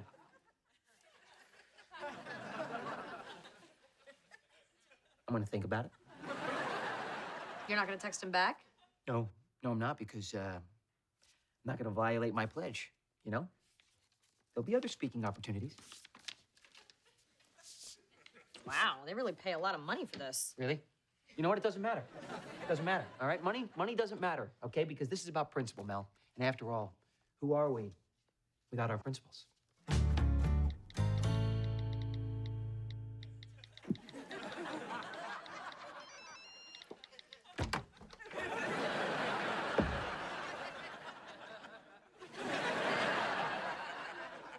This is not what it looks like.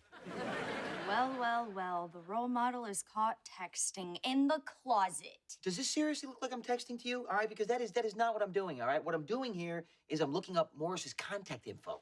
In the closet? I don't have it anywhere else.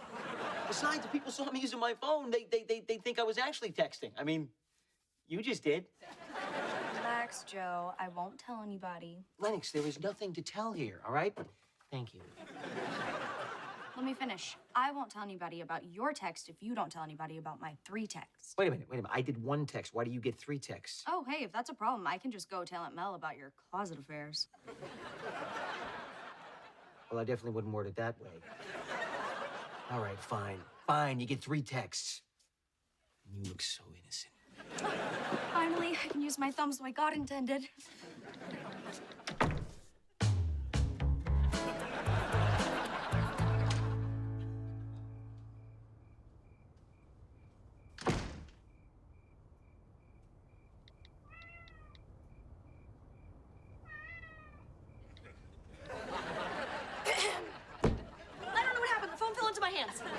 Oh, you're not Joe. You're not gonna tell him, are you? Tell Joe what? You're bad. In the good way. Move over.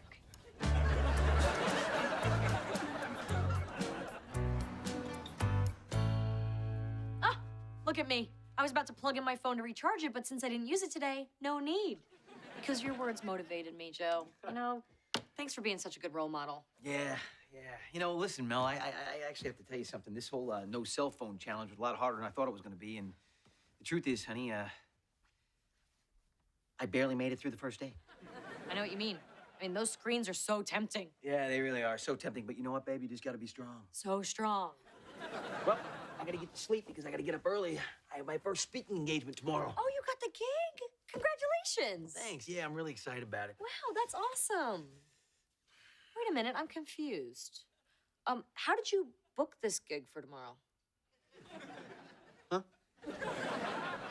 I mean, without using your phone, like, how did you get in touch with him? Like, did you use some sort of, I don't know, Hogwarts owl? Good one. You're hilarious. I'm falling asleep right now. Good night.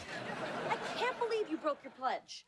You texted him, all while I'm making this huge sacrifice. Huge sacrifice? You missed out on a day of cat videos. Yeah, Joe, a whole day. You know what, Joe? Knock, knock. Who's there? Hypocrite. You're a big hypocrite. Yeah, that's not even the correct form of knock, knock. Oh, yeah? Knock, knock. Who cares? Listen, giving this speech is not just about me, all right? It's about helping people to lead better lives. You know, it's not so hard, Joe. Just admit what you did was wrong. Okay, fine. I'll admit that what I did was slightly inconsistent. Inconsistent with being right?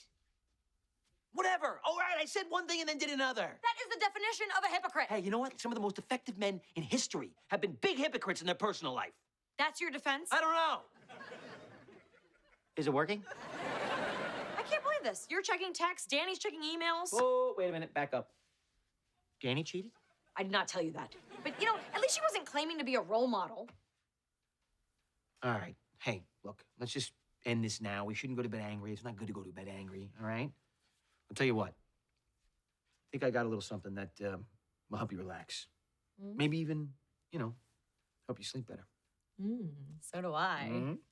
Hot cat videos. But I'm not gonna watch them because someone in this house has restraint. Oh, hey, look, it's me.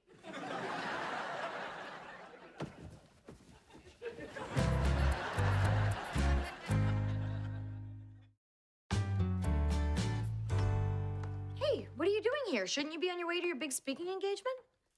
Mel, how can I go out there in front of all those people and tell them to do something that I couldn't do? How would I feel about myself? Answer? Not great.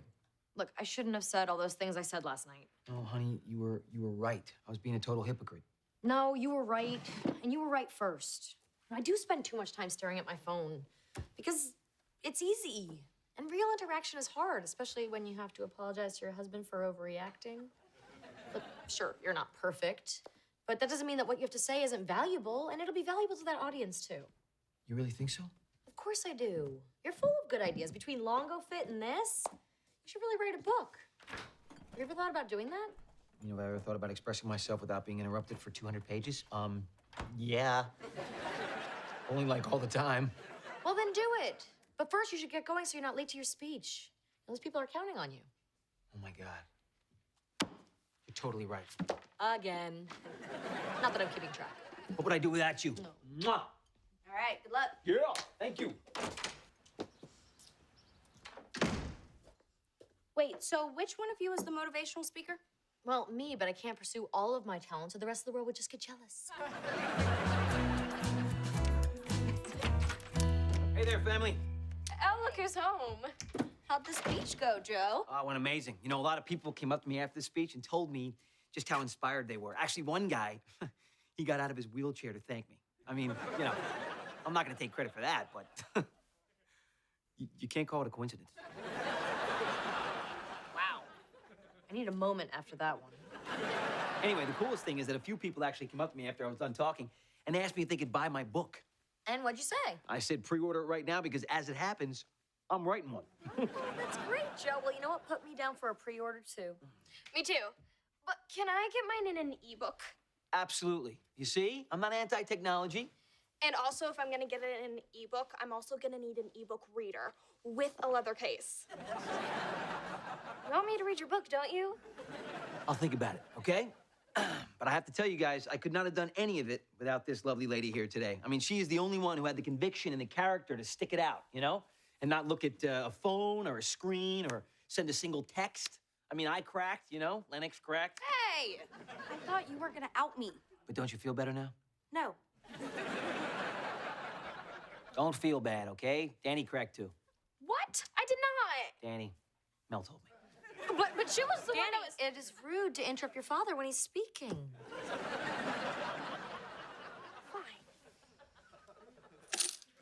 Wait, why'd you do that? You didn't say any swear words. Yeah, but I'll be saying plenty later in my bedroom. And so, can I have that jar, please, sweetie, per our agreement? Mel, you get the winnings. Oh, Oh, wow. I wasn't expecting to win, so I didn't prepare a speech. That's okay. No one wants to hear one. Congratulations, Mel. What are you gonna do with that big pile of cash you won? Fairly and squarely. Well, I'm not sure yet. I have to hand it to you, Aunt Mel. I didn't think you'd be able to survive the deprivation. Jeez, I wish I had your discipline. see, girls, just goes to show you, never underestimate this woman right here, because she is capable of so much more than we know. All right. I cheated too, okay? I watched Kittens versus Ducklings, and it was adorable. So you know what?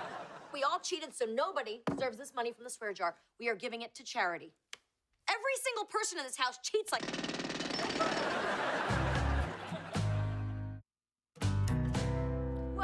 Well, you're right back on the technology sauce, huh? I sure am, but you see, I'm using the computer for good now because I cleared my schedule out for the day so I could sit down and start to write my book. Oh, good for you. How many pages have you written? I just sat down. But I thought I heard you wake up hours ago. Yeah, you did. But, I had to work out, and then, of course, I had to get, Danny's lunch ready for school, and then I started to marinate, and then, I never noticed how messy the pantry was, so, of course, I had to clean that out. But now, I am focused and ready to start work on my bestseller. I'm so proud of you for sitting down and tackling that. And, I've never had a book dedicated to me in case you wanted to change that. But I'll just go now and let you focus, okay? Focus, Joe, focus. Give me a J. No. I got it. Hey. Whoop. Okay.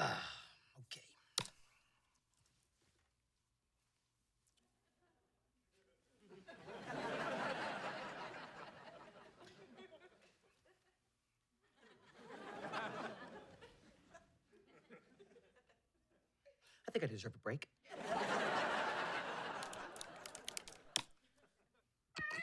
Look at that.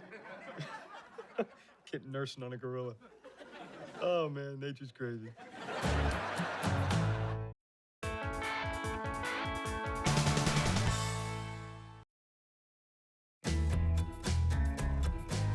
Okay, sweet. Okay, here we go. All right. Oh, are you sure you know what you're doing? Will you relax, please? I'm gonna give you a quick jerk, and I'm gonna put your vertebrae right back into alignment. Okay, look. It's not that I don't trust you. I would never say that while your arm is around my neck. But, it's just that I don't want to spend the rest of my life with a helper monkey. Will you relax, please? Your neck is very tense, okay? Here we go. We're gonna do it on 3. Ready? 1, 2... Oh, look! Alex is here! Oh, hooray! This is not over, all right? I will crack you. Oh, what are you doing home so late, honey? Oh, Avita's class ran long. She was done with her lecture, but we wouldn't let her leave. Everybody just wanted more. She's such a brilliant professor. That reminds me, when I was in business school, we had this amazing professor there, and one day, he actually got sick, and he asked me to take over the class for him, and the other students, they would just not let me stop talking. I mean, they were like, give us more, so... It was the same thing. Yeah, that's definitely the same thing. Except Avita Freeman is one of the up-and-coming sociologists in the entire country. Today's lecture was genius. Private property, America's greatest evil. Ooh, America's greatest evil. Is Howie Mandel still hosting that show? Okay, I understand if you don't get it. It's been a long time since you were in college. It's a world of exciting new ideas. Yeah, I just work in city government, the world of actually doing stuff. Ladies, come on. There's no reason to pick one over the other. Both government and a liberal arts education don't actually do anything. And why do you have to take a sociology class anyway? You're a government major, inspired by your distinguished aunt. Oh, no, I don't have to take the class. I chose to. Well, those government classes can be a little dry, but they do help me catch up on my sleep.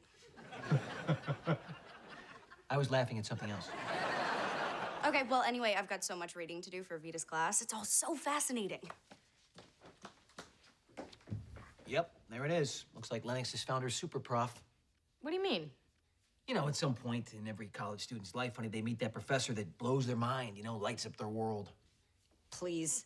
She probably has a big bowl of candy on her desk. Wait a minute now. Is someone maybe a little threatened by Lennox's professor? Maybe a little. But it's hard, Joe. You don't know what it's like to be put up on a pedestal. You never want to come down. Don't worry about it, all right? I'm sure this infatuation with her professor is only temporary. It's really as traditional as frat guys duct taping a bunch of freshmen together and leaving them in the middle of the quad. Not that I ever did that. You're right. Lennox is still a government major.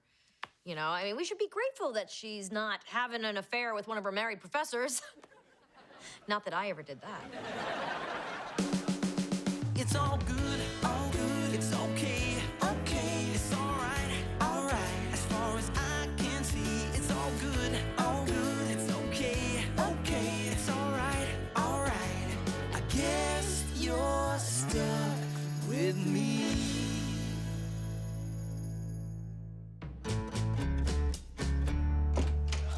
Hey there. Hey, I hear the fish are biting in the living room. Legend has it there's an 80-pound trout called King Nasty that lives under the stairs. That is so funny. All this gear is for my father-daughter bonding trip with Danny. We're gonna be going whitewater rafting, camping underneath the stars, eating fish that we caught ourselves, or energy bars that we bought ourselves. That sounds fun. I still don't have to go, right?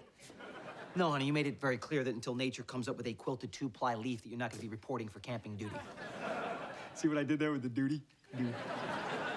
No, look, Don't get me wrong, I love nature. The Four Seasons, especially the one in Chicago, they put the salty little caramels on your pillow. Yeah, well, this trip is actually very important for my relationship with Danny because, you know, she's been here 2 months and she still calls me Joe. I mean, she has not called me Dad, not even once. Well, why don't you just ask her to call you Dad? Oh, come on, it doesn't count if you have to ask somebody. That's like asking someone to say I love you. You know, or asking someone to tell you how great the chicken parm was you made last night. Oh, yeah, that reminds me. Chicken parm last night was delicious. Yeah, you see, that was meaningless. My point is, I'm just hoping that this wilderness trip will be the right setting for us to bond, you know, and for her to just, you know, spontaneously call me Dad. I can see that happening. There's a bear chasing me. Help, Dad! Fingers crossed. Hey, honey. My Barolo Travano? Come on, I was saving this for our anniversary. If you're gonna drink, would you just choose something less expensive, please? Like that $3 holler? Oh, so anytime there's an empty bottle of wine laying around, you automatically assume it's... Okay, fair enough. But this one wasn't me. What? Lennox! I thought she knew better than that. What's up? I'm busy. Avita needs me to read her galley proofs for her new book. It's called The Cultural Shame of Money. Yeah, I'm gonna wait for the movie on that one. Listen, we have a question for you. Yeah, if you're gonna have your college friends over here and drink our wine, next time, can you please choose the cheap stuff? None of my friends have been over, and besides, we only drink craft beer. I mean, if we were to drink sometime in the future when we were all 21 years of age. Well, if it wasn't you, and it wasn't Joe, and I certainly haven't been sleep drinking again. Awesome. Is this all for our trip? Oh, wait, did you remember to get the bug repellent bracelets? What? Why is everyone looking at me like I did something? It's an interesting question. Did you do something? I started doing my math homework, which, come to think of it, I should start doing it again. Bye. Wait a minute, hold on. I have a little math question for you. If a 13-year-old girl snuck a bottle of her dad's wine and drank it, how long would she be grounded? A, 2 weeks, B, 2 months, or C, until planet Earth crashes into the sun? Oh, I pretend to hear my phone ringing in my room upstairs, away from this unpleasant-to-be-in area. Sorry, kid. All I'm looking for is honesty. It's that simple. So, if I'm honest, you'll be cool about this? I'll be cool as ice. Trust me, it's not you she's worried about. Listen, I cannot guarantee you the temperature of my coolness, but if you lie to me, I promise you this, you will feel the heat. Danny, what happened? There was a couple of popular girls in the 8th grade that were looking for a place to hang out. There was nobody home that day, so I thought I'd let them hang out here. I didn't think they were gonna drink your wine. How much did you drink? None, I swear. It was just the 8th grade girls. What are their names? No, I can't tell on them. She's got a point. Not a good one. I just wanted to be, like, semi-popular. But I made a mistake, okay? I promise Vanessa will never come over again. Vanessa. Okay, I'm talking to Vanessa's parents. Oh, no, please don't. I'll be such an outcast. Even the allergy kids won't let me have lunch at their table.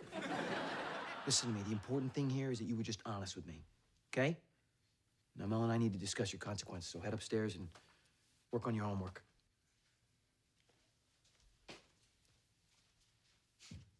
You know, I don't say this very often, but, I'm pretty impressed with myself. Yeah, you say that all the time. And by the way, Danny just played you like a ukulele. Of course she drank. What makes you so sure? Oh, everyone in this kitchen who was a 13-year-old girl surrounded by peer pressure, raise your hand. No, I looked right in her eye, all right? She told me the truth. Danny didn't drink, all right? And tomorrow I'm gonna talk to this Vanessa girl's parents, and I'm gonna tell them what their daughter's been doing. So, you can tell if someone's being honest just by looking them in the eye? Wow, that's some lie detector. Let's test it out right now. I have the smartest husband in the whole world. See, now that's an odd one, because you think you're lying, but you're actually telling the truth. It's okay, though. Give me another one.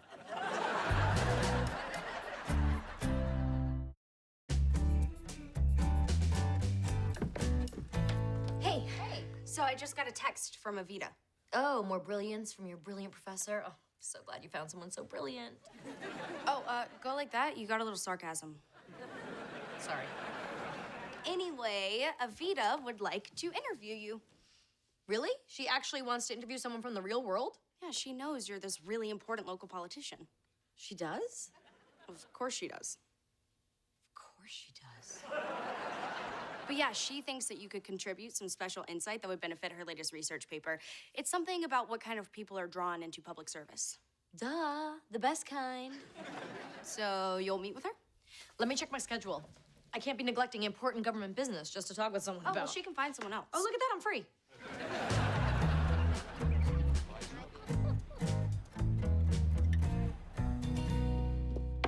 Hello, everybody. Oh, shh. She's on the phone. With Oprah. Tell her I love her. I don't need the publicity. It's not about how many people read my book. It's about who reads it. Oh, Oprah, don't play the sister card. It's beneath you. Now, yes, you're still my friend. No, you get a car. You must be Mel Burke. I'm Evita Freeman. Nice to meet you. Please, have a seat and just put those awards anywhere. Oh, yeah, I have the same problem. Lennox once gave me one that says, I love you this much. Before we get started, do you have any questions? Yeah. How do you know Oprah? How don't I know Oprah? So nice of you to help us out. Shall we dive right in? My time is precious. I'm sure yours is too. Isn't she great? All right, first question. Would you vote your conscience if you knew your constituents were overwhelmingly opposed to your point of view? Well, the people elected me because of my intelligence. I mean, you know, I sort of know better than they do. I'm wiser. I know how to play the system. No, not play like it's a game, because the government is definitely not a game. No siree. Just that when you elect someone, it's because of their intelligence, not because they're someone you want to have a beer with, right? I mean, do you want a beer? Because I could really use a beer right now. How about we just go to the next question? Thank you. Can a politician do an effective job without ever lying? Yes. Would you care to elaborate? Nope. I suggest you elaborate. Because when you lie, you break the bond of trust between you and your constituents. You know, and that bond, once broken, can never be made whole again. Nailed it. You're on an airplane with your political opponent. The plane is going down. There's only one parachute. Who gets the parachute? Me. Wait, that was a joke. Don't you want my real answer? All answers are real answers. This has been incredibly helpful. Oh, that went by fast. Who knew I could talk about myself for a whole hour? I did. You've given me much more than I could have hoped for. You exceeded expectations, Mel Burke. Well, if you ever want to come down to City Hall. Oh, God, no. Look at the time. I'm late for a luncheon. But of course, they can't start without the guest of honor. Show the councilwoman out for me. Sure thing. Don't you love her? Well, I can see why you're so impressed. By the way, where is this going to appear? In some sort of a really smart journal or quarterly or something? Oh, no, it's for her next book. What draws the sociopathic narcissistic personality to politics? Say what now? Yeah, Evita's trying to determine if politicians are really trying to help people or if they're merely delusional sociopaths feeding their own God complexes. You know, it sort of sounds like she's made up her mind. Why do you say that? I don't know. The title?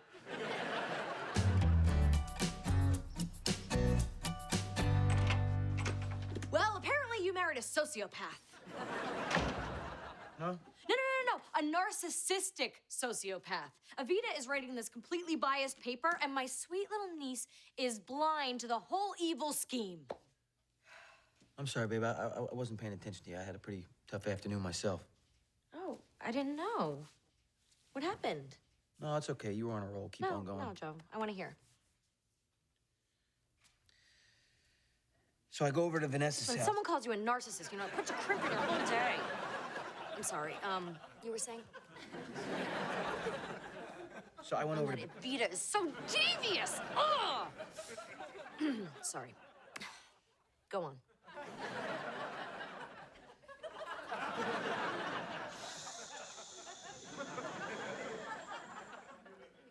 So I go over to Vanessa's house, and it didn't go well.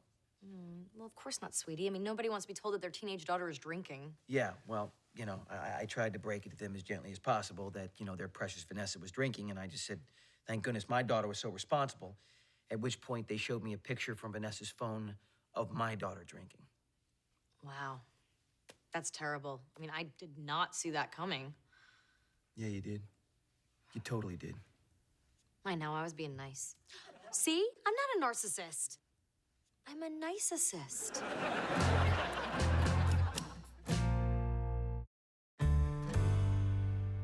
Well, now that Danny drank, we're not gonna be going on that camping trip, which means there goes our father-daughter bonding time, so now she's never gonna call me Dad. Do you really have to cancel the trip? Of course, honey. There has to be some sort of punishment. Isn't camping in the woods punishment enough? Look, Danny's a good girl. It's her so-called friend Evita that's the bad influence. Evita? What does Lennox's professor have anything to do with this? I didn't say Evita. What, do you think I'm obsessed with Evita? I said Evita. Damn it! I mean Vanessa. They're both bad influences on good people. You're making way too much out of this whole thing with Evita, all right? You and Lennox have a great relationship. You just need to find some way to remind her of that. You guys should do something together. That's a great idea. You know what would be fun? If Lennox and I killed Evita and then dumped her body in a lake. Or... Thank you for saying or.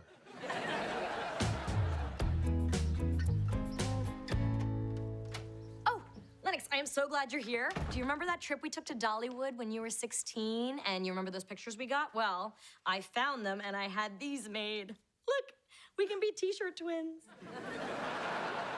Oh my God, I do remember that. I got so sick after that ride. Yeah, I remember. I held your wig back in the ladies' room. Oh, good times. So good. I'm like your friend and your aunt. I'm your frant. Yeah, so anyway, I have some news I want to share with you. It's really big news, and it comes in 3 parts. Ooh, like a little play. Okay, so I know you think I'm too impressionable, but I thought a lot about this, and that's why I'm doing it. Doing what? I'm changing my major from government to sociology. Oh. Oh, sociology. You mean like Evita? Yeah, exactly. That way she can be my academic advisor. Oh, yeah. She could do that, too. I mean, she's just so great, that Evita. You sure you're not upset? No. Why would I be upset? I mean, that is a perfectly legitimate non-government major. Sociology. I mean, that is your go-to occupation in a tough economy. Well, here's the last and best part. Next semester, Evita is traveling to Colombia to do some research on her thesis about the stabilizing benefits of the narco government. Hold on. She's siding with the drug lords? Okay, well, to be fair, they provide better services for the citizens than their elected officials ever have. Well, good luck to her. You know what? I truly believe hanging out in the jungle with the drug lords is the right place for Evita. Yeah, but that's not the big news. The big news is I'm going with her. To the drug lord jungle? Yeah, she's taking me as her assistant. She's taking you to die! Okay, Aunt Mel, don't overreact. We shouldn't assume that they're all bad people just because they sell illegal narcotics. You're right. You're right. I'm sure they call their mothers on their birthday right before they go murder people!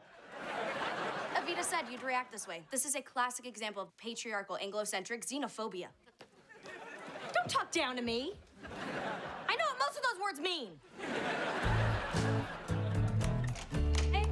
Hey there.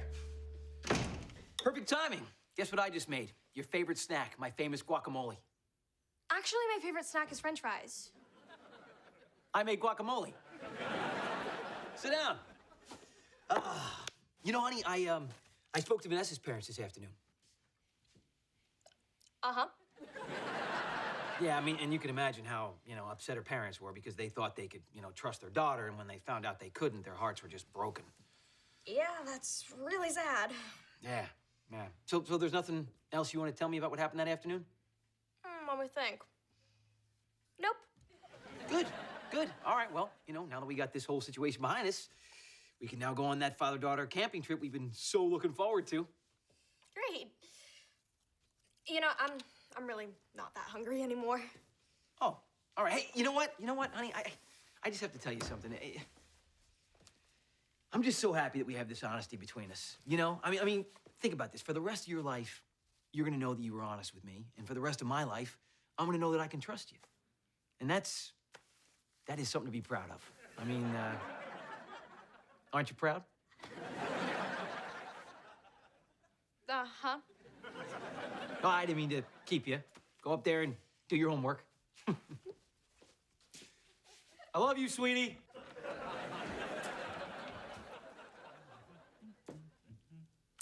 Oh, Brett, I drank! I lied! Why can't you just accuse me like a normal parent instead of messing with my head? How did you let this happen? Everyone was doing it, so I did it too. I know it's the stupidest reason in the world to ever do Whoa, back up. Don't you take my lines. That is the stupidest reason in the whole world to ever do anything. Okay, I get it. Can we just move past it and not talk about it on our rafting trip? Yeah, we can move past it. You know why? We're not going on that rafting trip. But that was our special trip where we said we're gonna get to know each other better. Yeah, well, your getting to know me experience is gonna be learning that when you lie to me and you drink, you get punished. Get to know me. But I told you the truth. Eventually you did, and you know what? Eventually we will go on that camping trip, but not right now. You know what we're gonna do this weekend? You and me, we're going upstairs and we're gonna clean out the attic. I hope you like rats. Oh my God, Dad, you're so unfair. You won't believe this. Lennox is shipping off with her insane professor to the jungles of Colombia.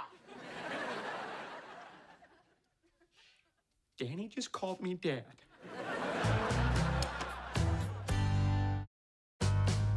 Holy crap, this is terrible. Colombia's like a crack house with a national anthem. Will you stop Googling? You're only gonna find negative stuff out there. That's not true. I also learned Colombia is the birthplace of Gabriel Garcia Marquez, and it has a thriving roller skating community. So there. Oh wait, this could solve everything. Here's a news story about an American tourist who got arrested in Medellin for wearing khaki pants, because khaki is the official active wear of the cartel goons. When Lennox finds out there's a dress code in Colombia, she won't want to go there. I'm not so sure about that. Remember in high school when they had that dress code and they outlawed the crop tops? She wore one every day in the middle of January in protest. Her belly button turned blue. Now, that dress code thing might actually make her want to go even more. You couldn't let me have false hope for 2 minutes?